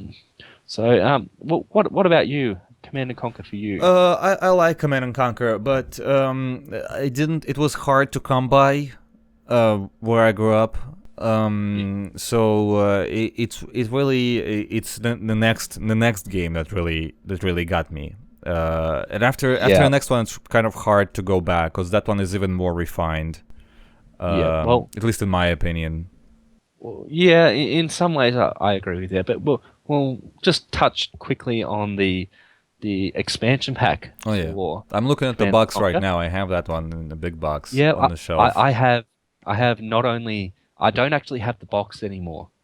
During one of my many moves many years ago, I actually threw out the box, but I still have the discs. Hmm. I have the original Command and Conquer. I have the Covert Operations, which Hmm. was the expansion pack. Now, I was actually kind of disappointed with the Covert Operations. Yeah, I What didn't play what it what much. what I was expecting was another campaign, so to speak. So, one mission led into another, into another. But what it was just a collection of maps and like missions that you could select whichever one you wanted to try. And it wasn't sort of a progression type thing. It was just a group of missions. Hmm. And that kind of disappointed me. I mean, there was some pretty cool missions in it, but it didn't have the same feel as the original game, and that disappointed me a little bit. But if the Command and Conquer is free now, so you can download Oh it, and yeah, totally. Forgot about that. yeah, so it's definitely worth giving a Oh try. yes. One thing though is that the very first thing when you start the game, when you start a mission, turn the scroll speed down if you're playing on a modern computer. Yeah, it will just fly. I think same with the first Warcraft actually. I think first Warcraft, a lot of those mid 90s RTS games didn't have like the frame limit. They like maxed out. It will scroll as fast as it will allow. I guess at the time it was a concern. So like most of the time when you Yeah, start up those, like you start them up in DOSBox or in a faster machine, and like everything runs fine until you try to scroll and just fly off to the edge of the map. yeah, yeah. So, although the next game there was a version of it that came out much later that sort of solved that a bit. But let's move on to the next game. Also 1995. 1995 was a pretty spectacular year. It was two absolutely massive games in one year. Hmm. And I'll let you introduce this one. Well, the next one is obviously Warcraft 2, Tides of Darkness, which took everything that was great about Warcraft 1 and made it better, and then whatever was wrong with Warcraft 1, it fixed. And I don't really know what else to say, because Warcraft 2 is probably one of my favorite strategy games of all time. If not the favorite, it might be my favorite, like RTS, the building slash fighting units RTS, because I think it's perfect. It's freaking hilarious. The graphics are great, high resolution SVGA. It has plenty of maps, really good AI, a fantastic multiplayer support. I don't really know what else to say. You can still even buy it, probably like at the dollar store for like $1. The BattleNet Yep. edition is still being sold in the Yep. few places that you can still find CDs in, just about everywhere that you go Yep. in, like some kind of a I Office would Max. yeah, I would actually recommend it if you are going to buy it new. I'd get the BattleNet version. Yeah, well, that's the Just one 'cause that's it's a lot easier to live with. yeah, and it's a Windows edition at this point, so. Yeah. But yeah, like the BattleNet version, you literally any store that will sell you budget, like still new budget CDs, any like Office Max or whatever, you're almost 90% guaranteed to find Warcraft 2 BattleNet edition Yeah. there. So yeah, get it by all means. I don't really know what else to say, because we kind of like except for it's just more of everything Yeah. and better. Yeah, I've got a bit to say about it. Well, firstly, when it came out, I was very much of a Command and Conquer person. You had the Command and Conquer people, and you had your Warcraft people, Mm-hmm. and I was very much in the Command and Conquer group. I mean, I played Warcraft 2, but my preference was always to Command and Conquer. But having said that, Command and Conquer, running the installer and doing the sound test, Hmm. your sound card works perfectly. Your sound card works perfectly, and you keep clicking it, and it'll do the same thing the units would in the original Warcraft. You go, enjoying yourself. Your sound card works perfectly, and on and on. And it doesn't get any better than this. Actually, you know what? I will have to sort of contradict that a little bit because I completely forgot that both Command and Conquer and Command and Conquer Red Alert have spectacular CD installers, which you can find Yes. videos of on my channel, on my YouTube channel. Yeah. They're No. That. they're great.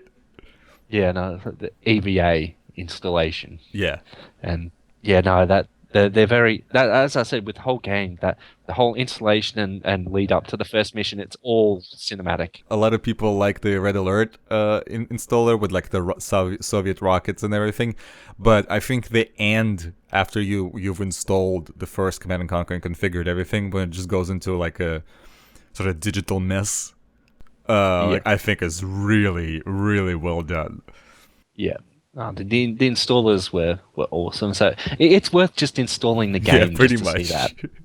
that. Although I did find on my 486, I think there's a I believe a memory issue or whatever. But as soon as I select my sound card, the installer locks up. So I'll have to wait till I finish building up my Pentium It might 200 MMX be machine. it might be like the auto detect that's doing Well, that. I tried manually Oh, selecting it's it, and it still. does Oh. the same thing. So I haven't troubleshooted it because the DX4 it's a DX4 133 or Mhm. AMD Oh, okay. DX AMD 133 Mhm. megahertz 586 is what they called it. But yeah, it was quite interesting. But yeah, so well back Back to to Warcraft, yes. Warcraft 2. Uh-huh. It was just the sound test was just I had no end of fun with that.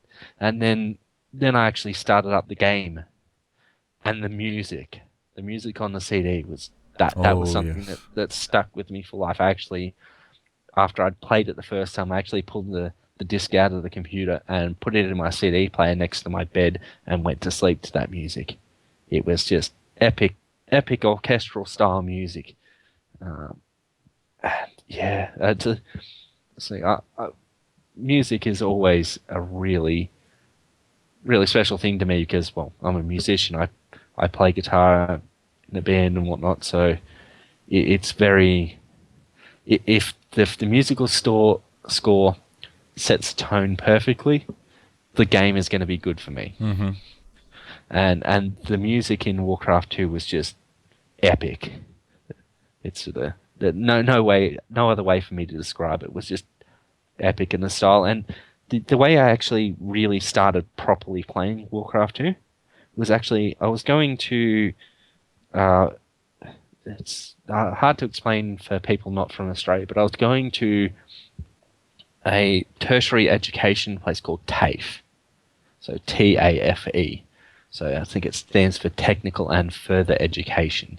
So when you finish high school in Australia, you have sort of two main options for continuing your education. You can either go to university, and that university sort of focuses on more sort of theoretical type things like learning to be a teacher, your sciences, your philosophy, your things like that. TAFE is the courses instead of being the 3 or more years of university, it's 1 to 2 years, sometimes shorter, and it's mainly focused on technical stuff.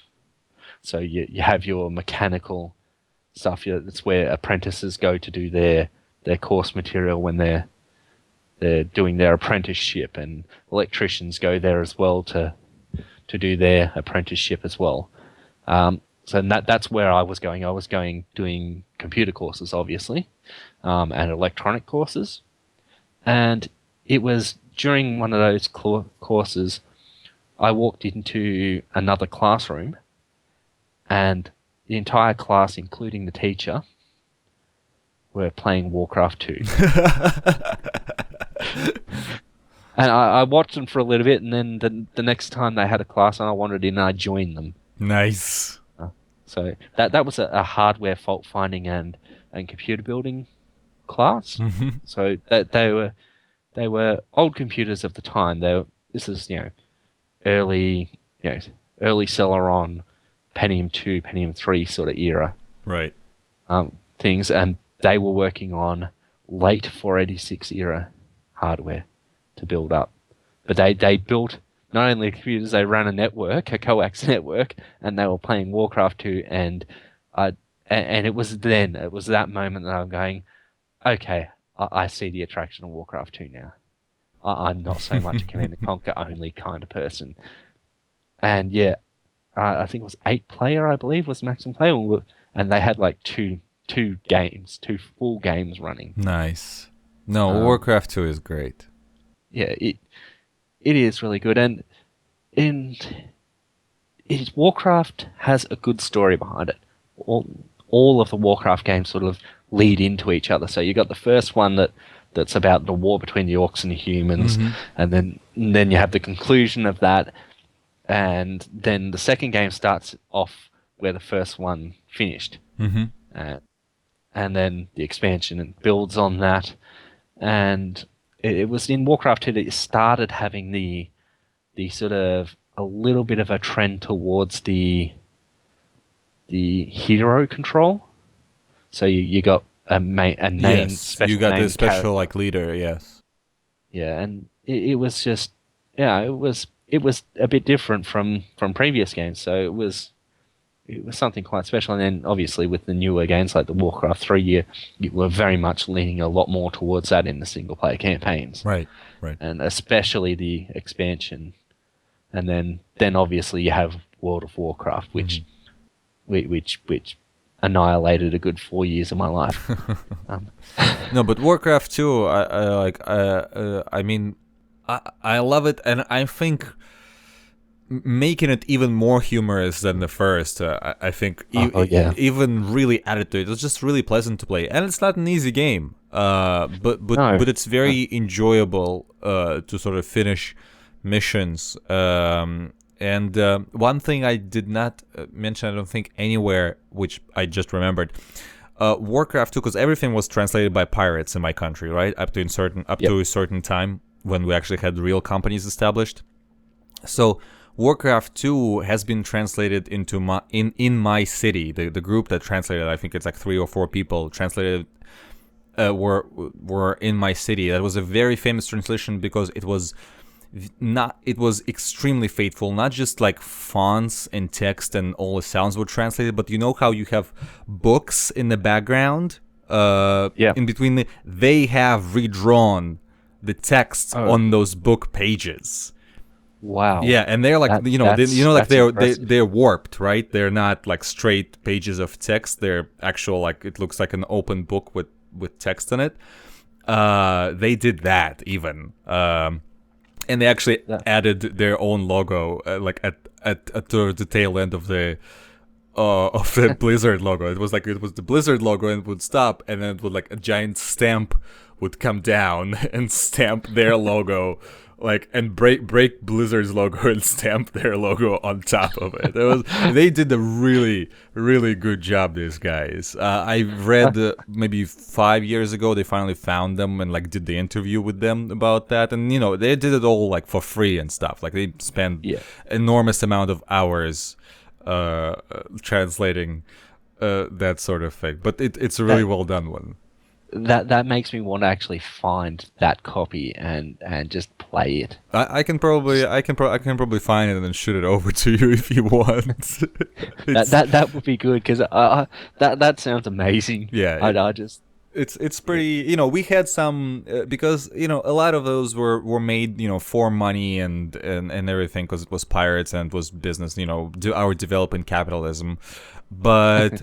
Also, a lot of it was, labor of love. People really, because you needed not just the energy to sort of crack the game and find out how it works and rewrite everything, but you needed a good knowledge of the English language as well, so you that know what too. you were And sometimes translating. that didn't happen. Trust me, I've seen quite a few translations like that as well. Yes. But and also I've seen some really like sort of hacky translations of games, but some of them, like that one or the early Sierra games, were translated by people who were really passionate about the game, so they didn't want to break the game. They wanted Yeah.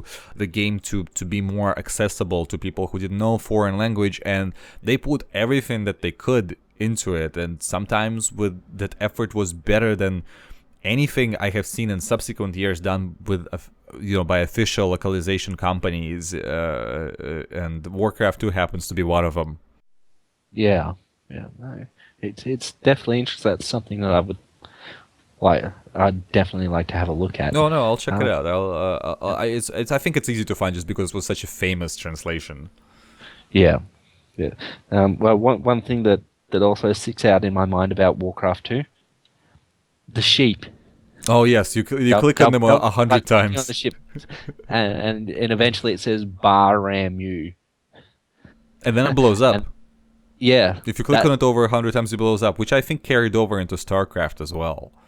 yeah, I believe it did. I didn't play much of StarCraft. Much like you, I'm not a huge fan of StarCraft. Yeah, a lot of people. StarCraft was huge, but I always stood my ground that Warcraft 2 is a more enjoyable game. Yeah, it just didn't have the same personality No, for me. that's true. Um, but well, once again, we're getting sidetracked. So, have you got anything more to say about Warcraft 2 No, I think besides I've said, besides the obvious that everyone should play? yeah, I think I've said enough. Um, and well, look, my time is hard to come by for the most part at the moment. But if anyone wants to play Warcraft 2 online, well, I'm happy to try figure out how to make it work. I'm more than happy to give that a try. But I think we should move on to the next one. Yes. Which once again is one of the ones that I didn't get a chance to play. So I'll leave this one to you. Oh yeah, so we're going into the next year, 1996, and there's one interesting title that not many people remember called Blood and Magic. It's Advanced Dungeons and Dragons strategy game, which are also not very common. And it's actually a very interesting game because it doesn't have any building, but you have units, those golems that you start with, and you go around the maps and you just have to defeat the opposite, your enemy. But the golems can turn into like an mana collecting statues back and forth, and you basically just work with your unit's management and the resources of the land and defeat the enemy. It's actually really easy to pick up and play, and it looks great. The only thing is it quickly becomes pretty hard because eventually you just get like just tons of enemies thrown at you. And yeah, but I've recently played it. Maybe I remembered about it, and I briefly played it just like a little bit to take a screenshot for my daily Twitter screenshot. And I played a little bit of it, and it's fun. And I will say it's a like forgotten game, and yeah, it probably won't last long, but it's a nice little sort of like you have 15-20 minutes to waste. Fire it up. I'd say it's pretty pleasing, especially early on before it gets really difficult. I would recommend it. Blood and Magic. I think I'll give that one a try at some point in the near future as well. Time pending, which is somewhat difficult to come by, but it should be a little bit more free in the coming weeks for me. Well, the next thing we have on our next couple of things, neither of us have played. So that's Fragile Alliance and Gene Wars. Yeah, I wanted to try Gene Wars all the time, but because it's Bullfrog and I happen to like Bullfrog, but I somehow never really my path didn't cross with Gene Wars for some reason. I don't know why. I have no idea. Nobody I knew had it. Nobody I knew played it. So there's that. If you played, dear listeners, if you played Gene Wars, leave us a comment. I'd like to read what it's all about. Yeah. Well, what we'll do is we'll skip through to 1997. Well, did we? I mean, we didn't really talk about Red Alert. Well, Oh yes, sorry. I thought we'd talked about that. I mean, we briefly mentioned it. I mean, there is not really much to say except for No, I will it's say that Red Alert is even better than Command and Conquer, at least in my yeah, opinion. yeah. Now, well, with Command and Conquer Red Alert, I that was a bit of an unusual one for me. I saw my friend playing it, Hmm. and I go, "Where's GDI? Where's Nod?" Yeah, there isn't any of that. And because of that, I sort of I dismissed it as not being worth playing if there's no Nod and no GDI. I Mhm. was it was quite unusual, and I only sort of came back to it much later. Mhm. Um, and I wish I had have actually spent some more time on it because it's an improvement on Command and Conquer in Yes, every way. absolutely. It's Balance like wise, specifically, it's easier to start off yep, and play it. Graphics, like those tiny little units, are yep, even have even more animations, which you would never yep. think they could have squeezed in, but they have so much personality. Those tiny little pixely dudes. It's great. And they also had the high res mode. I can't remember whether you needed to do that in Windows or not. I Yeah, believe you had to play it in Windows to get the high yeah, res mode. you couldn't do high res in DOS, and it actually the best improvement, of course, is a shitty FMV Stalin that you get. I've actually been playing. I've actually purchased when it first came out, Command and Conquer: The First Decade. Hmm. When that package was released, Hmm. I got it on the day it was released because I was so excited because it had games in there that I hadn't played before, Right, right. but it meant that I had a copy of Red Alert, which I didn't previous to this. But yeah, I've been playing that one. I've actually been playing recently. Well, I think it was last night I was playing it, and yeah, I just the fake accents are so terrible. Yes, affirmative. Yes, it's Oh, but that's better than the actual FMV oh accents. yes, oh yeah. FMV accents are ridiculous. But I guess they're kind of ridiculous on purpose, somewhat. But I will say I do not really have much to say about Red Alert except for it's a even more improvement on Command and Conquer, and I will recommend it really highly. Is that one also free now or no? Yes, that Okay, one's so also free hell, as well. it's free. Get it, play it. Get it. It's freaking amazing. It's lots of fun, There's no and you excuses. can and you'll really find out how somebody can squeeze like so much personality in those little, like, I don't know, like 6x4 sprites, because they're really tiny, the little guys, the basic units, Yeah, yeah, and yeah. they have so many animations. I actually never actually bothered to look up, is there some kind of like resource browser, because I actually want to look at these animations because they look amazing and there's so many of them. Yeah, I don't know if there's a resource browser. One thing I'll note about Red Alert is, or at least the free versions that are available, both Command and Conquer and Red Alert. The Command and Conquer is actually the one that they released for free is the Command and Conquer Gold, Hmm. which was a Windows 95 version. Basically, it was the Red Alert Windows version, and they basically ported the Original original Command game. and Conquer to that engine, that Hmm. improved engine. So it makes it easy to get up and running on a Windows computer, Hmm. so a newer computer. And obviously Red Alert, it's the Red Alert not Windows 95 version. So once again, same sort of thing. Now Red Alert, there's a couple of things that they really improved that I think are worth noting, and they pertain mainly um, to the multiplayer. Hmm. Now they added a skirmish mode, so if you just wanted to have a battle against an AI, you could, and they would actually build a base, unlike in the original game. Nice. I actually have never played Red Alert multiplayer. I'm sorry to say. Yeah. Well, Red Alert multiplayer is just more of the same, except instead of playing against a computer player, you're playing against a human that can do dick moves, like like like fill your base with tanks before you can move. Um, but yeah, I just remember with Red Alert, I actually found um, an editor that could edit the cost of units, Oh. I also found one for the original Command and Conquer 2, but at the time my computer just wasn't up to the power of actually doing it, and I set the just regular infantry, Uh-huh. machine gun infantry, to $1, and just absolutely spammed it, and ended up making the game run so slow because there's no unit limit. Unlike in the Warcraft games, Uh-huh. there's no unit limit. You don't need to build farms to feed your troops. You just build them. So resource management is a lot simpler, and you could just absolutely fill the map. So you'd fill up the map and you'd tell your troops to move somewhere, and only half of them would actually listen to you.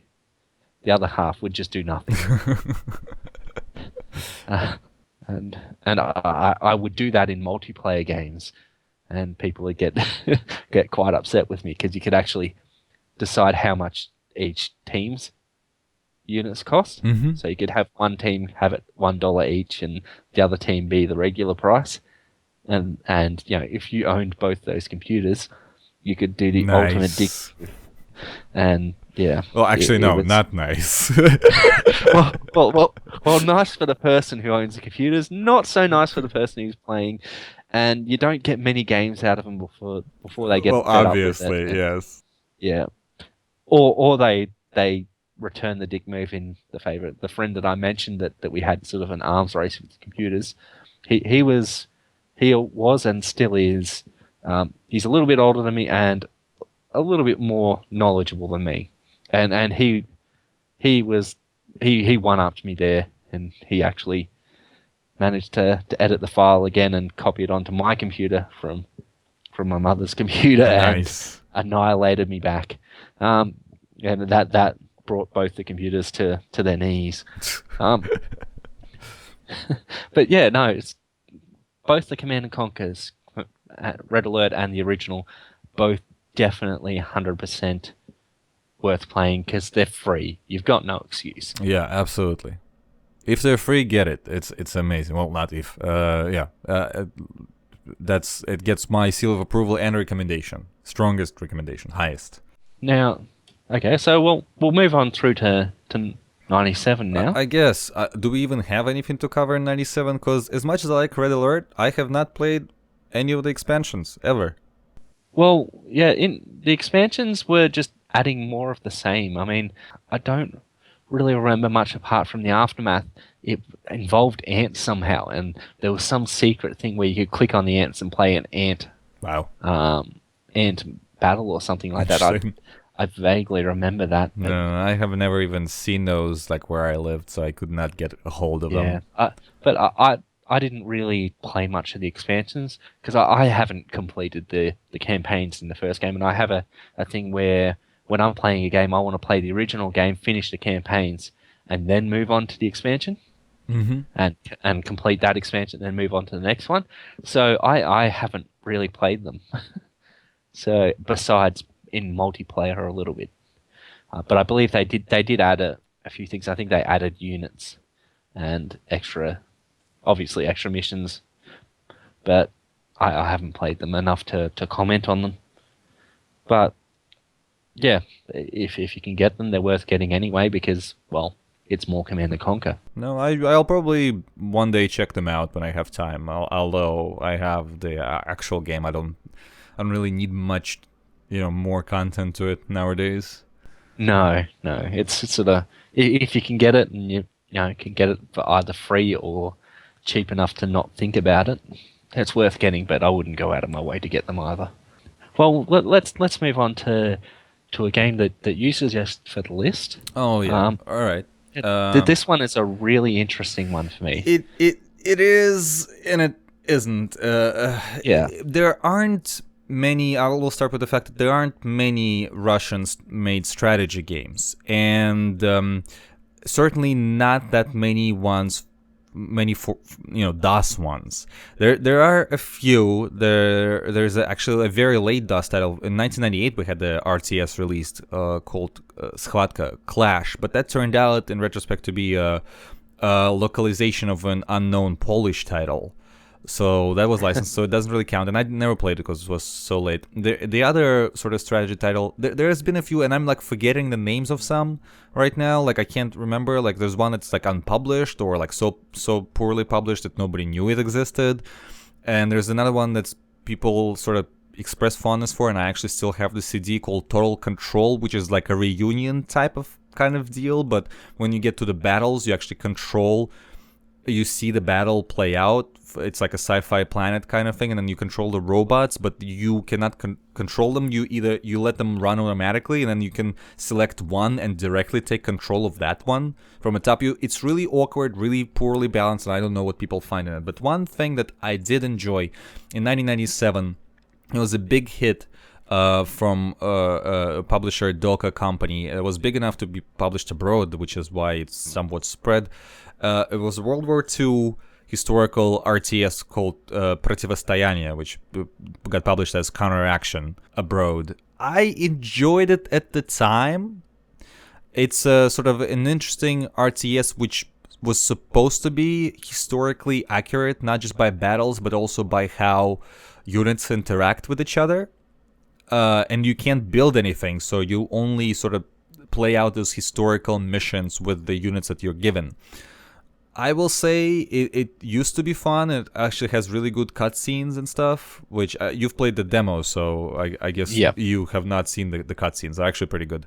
And it's well researched, came with this giant manual about sort of like the infantry and all the like, sort of the battle strategies and all the sort of like vehicles and stuff and tanks for both sides. Very technical. Came in this giant box and actually had an expansion even. It was big enough to get an expansion that was called Burnt Snow, which took place obviously during, the winter. Now I find it really awkward for many reasons. Well, first of all, it's pretty difficult. In fact, it's very difficult. It was like smashing my face into a brick wall. The difficulty curve was just I played the demo once and I got annihilated. Yeah, it's really difficult.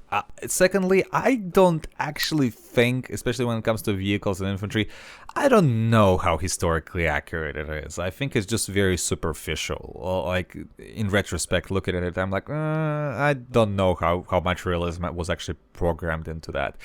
Secondly, thirdly, I guess the biggest one for me, the graphics did not age well. First of all, they picked some really weird perspective. It's like not quite isometric, but not oblique either. It's like this really weird Ultima kind of thing. Like the way Ultima 7 looks. That's kind of the perspective that they stick with, or even Ultima 6. Now, I actually haven't played Ultima 6. Oh, well. Or Ultima 7. This is kind of a perspective. Game, to be honest. Oh, man, you gotta check them out. But that's, again, another topic. But, no, it's this really weird perspective for strategy. It's really awkward. And then, if you play for the Russian side, the infantry in green uniforms on green grass is nearly impossible to fucking see. Like I was playing it like last year for a little bit, take a screenshot of for Russian games, and I was like, what were they thinking? Like it's near impossible. And again, I know it might be camouflaged. Yeah, they did for you. It's like it's sometimes and if you have like one lone unit, because they're in groups of like 3 or 1, they're like in formations. If you have like several like green guys standing on top of the equally green grass, you won't be able to see them.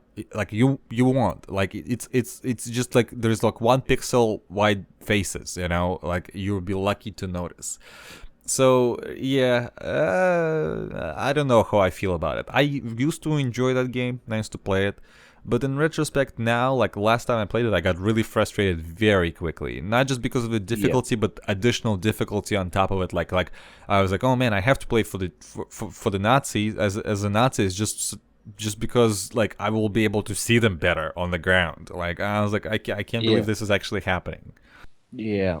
No, it's sort of it was a very interesting one for me, just from a perspective of I'd only really played English speaking language games, so it was just something very interesting for me. But yeah, as you said, it was very, very difficult, and the difficulty curve was like me walking into a brick wall. Yeah, I mean, maybe that's how they try to portray realism, but it's cool. Like you destroy buildings, you destroy bridges, you cut off your like you do stuff that you would do, in the war if you didn't have unit building. Like, there are tanks approaching, so you blow up, the bridges to cut off, your enemy and stuff like that, to sort of minimize their potential income. And you're almost always at a disadvantage playing as the Soviets. So it is cool in concept, but I just say it didn't really age well. No. Unless you want to try yourself out at like very difficult RTS game that's also made artificially more difficult by very poor graphical choices. Yeah. Well, I guess this will move us on to the last game on our list, which I myself place in very much a real-time strategy genre, but yes, I say yes because that one okay. I will, because we're going to say that game is Dungeon Keeper, right? And which is funny because it came out the same year Bullfrog released Theme Hospital as well, and like the Dungeon Keeper actually himself makes a cameo in the Theme Hospital intro. He like waiting in the reception with a headache or something.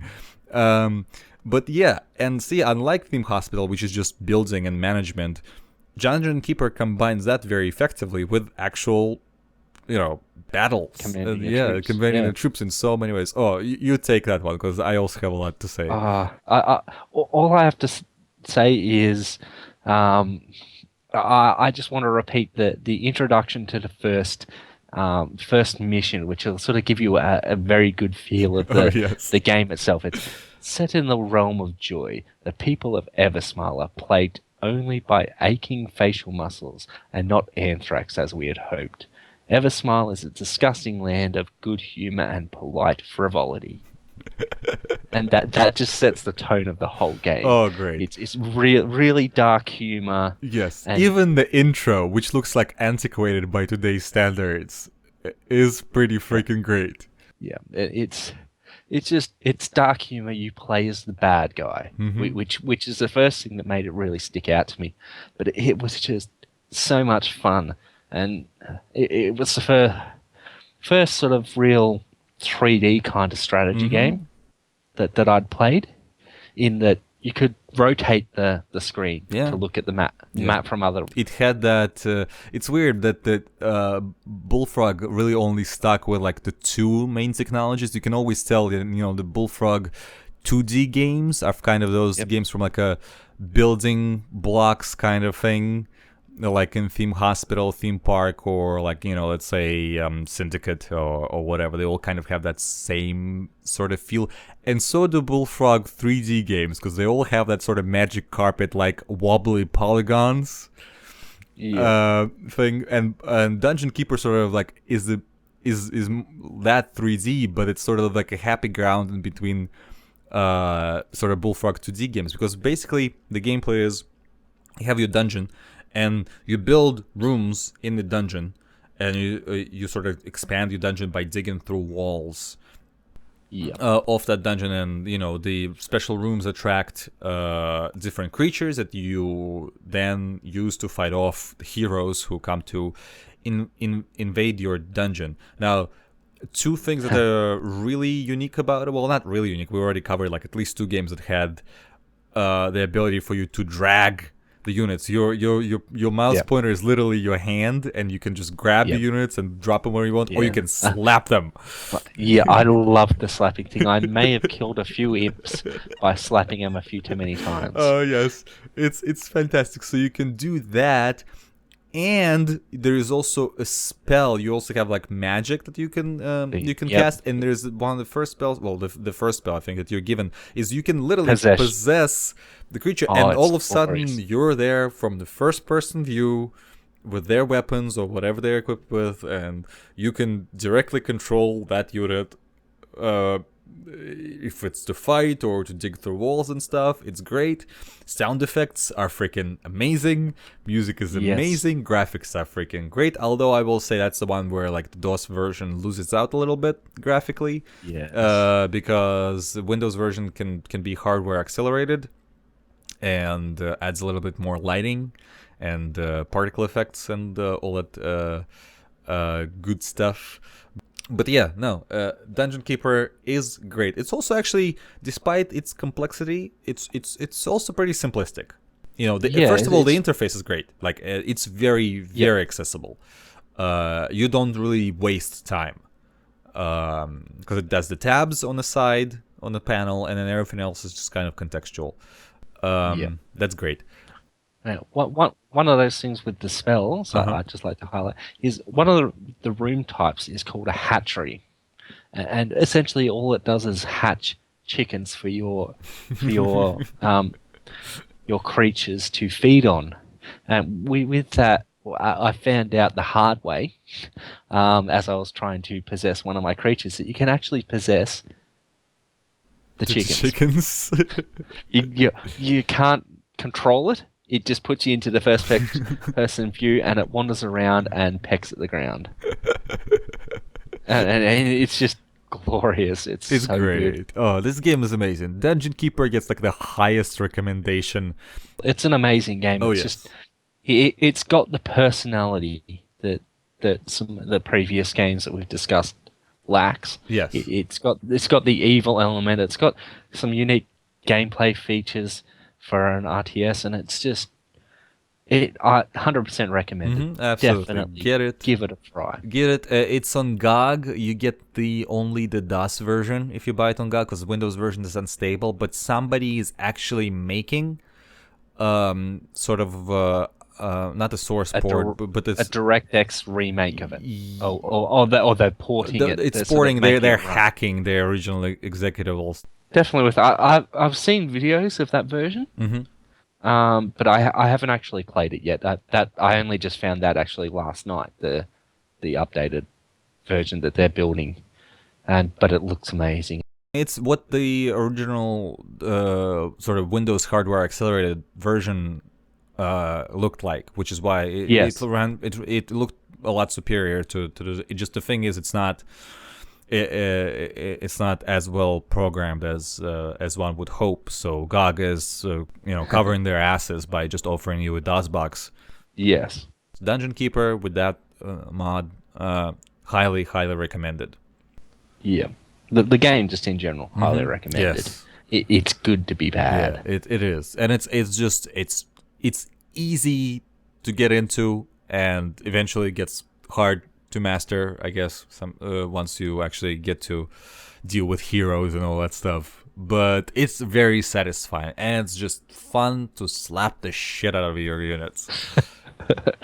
Yes. Yes, indeed.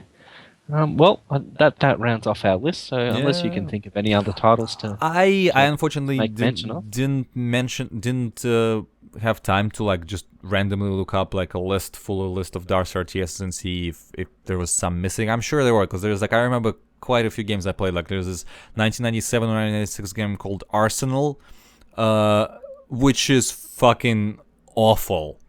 It's awful. I remember playing it about an hour.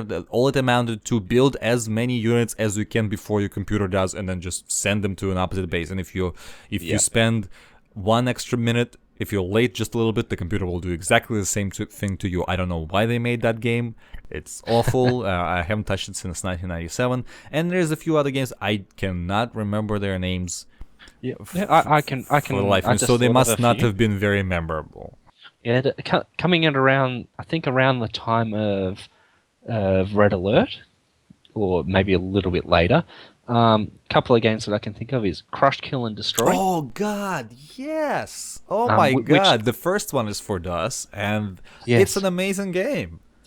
It yeah, might not I be didn't get to play it very. much. I only played the demo Oh God, because I no! could never Yes. I couldn't find a copy of the actual game Well, nowadays for it's on GOG, purchase thank anywhere. God. It's really good. It's not revolutionary, but it's a very solid RTS. Yeah, yeah, and the other one that I thought of was a game that my friend had, and I just thought, "What's this?" And it turned out I found out recently that it's actually a DOS game. I don't remember much of it. This was around the early Pentium 2 era, but a game called Earth 2140. Yes, I have not seen that game. I think I read the review of it in a magazine or something. Yeah, Yeah, don't remember it's much of it. It just came across as very much a original Command and Conquer with nicer graphics, and that's about it. But I will actually say, before I guess we finish this, I do recommend KKNZ. Like, it's on GOG, get it. It's really fun. Nothing new. You just build stuff and you fight off the other faction. But and there's FMV cutscenes in between. It's pretty much Command and Conquer, but the graphics are nice. It's very well balanced and a lot of fun. Yeah, no, all I really remember of it, besides name, is just that the graphics look good, and I'd played the demo. But yeah, no, that's something that I intend, now that I remember the name of it, to hunt down and get a copy of myself. All right. So, well, shall we, I guess, wrap up? Yeah. Yeah, no, I mean, after that, the DOS era of strategy games was pretty much over. Yeah. And I actually kind of also feel that in a few years after that, the era of RTS is sort of over. Yeah, it's sort of the early Windows 95, 98 era. Mm-hmm. That was sort of the era where you had your StarCrafts, you had... That was when it was the highest, too, like at its peak, mid-90s. Was RTS at its peak. There was a lot of it. There's a lot of for Windows. I mean, Windows had some great stuff. The Cave Dog Studios did the Total Annihilation. That's fucking great. Yep. Basically, mid-90s was the time for RTSs where everybody played them. They were like a hot genre, and there was a lot of innovation, really cool stuff, even though they all sort of, most of them, 90% of them sort of built, their foundation was always Dune 2. Including there was a remake of Dune 2, which was garbage. June 2000. Yes. The thing is, shortly after that, RTS somehow seemed to ran its course. You have a few big name releases. Warcraft 3 brought something new, was a bit different in this. And of course you have StarCraft 3, which seems to be a big release, but I don't seem to ever meet anybody who actually is playing it. And that's about it. I play StarCraft 2 a bit. It's StarCraft 2 you're thinking about. Yes. I mean StarCraft 2, yes. I've played it a little bit. It's... problem with it is it just seems it's StarCraft with updated graphics and a storyline added, that the like cutscenes added. Yeah, I never played it. So my thoughts on why RTS is not very popular anymore is because, well, two things. One is that I didn't think enough development happened in the genre. I mean, again, so many things that can be traced almost directly to Dune 2, even so many years later. Dune 2 is a fantastic base to build off, but not a whole lot of innovation. Yeah, there's that. There's a thing that the genre went kind of stagnant pretty quickly. Yeah, so they refined rather than innovated. Yeah, and then there's an element that RTSs are not very console friendly.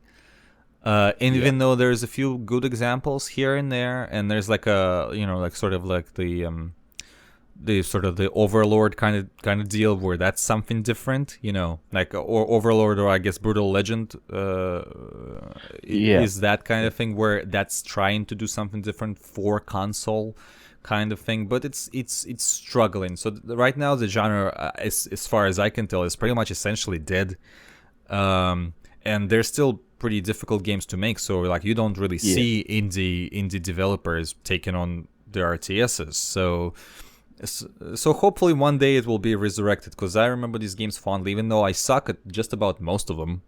I don't have enough patience or smarts to play those games. But yeah, at least there's, in the meantime, before the genre gets resurrected, there's actually plenty of good both DOS and Windows games to go through. I can think of a good list of like the early Windows generation ones. Yeah, oh no. There's lots of awesome DOS RTSs that are out there that are well worth trying. Yes, absolutely. Well, sir, it's been a pleasure to have you here. My pleasure. Thanks for being here. I don't even feel like I'm falling asleep. I'd like to point out again, just like I do when I recorded a podcast with Ben, I started at like 5 something in the morning. It's a bit hectic, huh? Yeah, a little bit. There's a bit of a time difference. Yeah, if we do this again, I'm happy to Oh, I would like to work have you around because again. yeah, there's plenty other genres that I Oh, can yes. speak on for a long time. I think I can talk about. I think I already do, but I am pretty sure I have enough. There's enough DOS stuff out there for me to talk about for the rest of my life, basically. So I got a few years left in me somewhere. So hopefully, so I will do just that.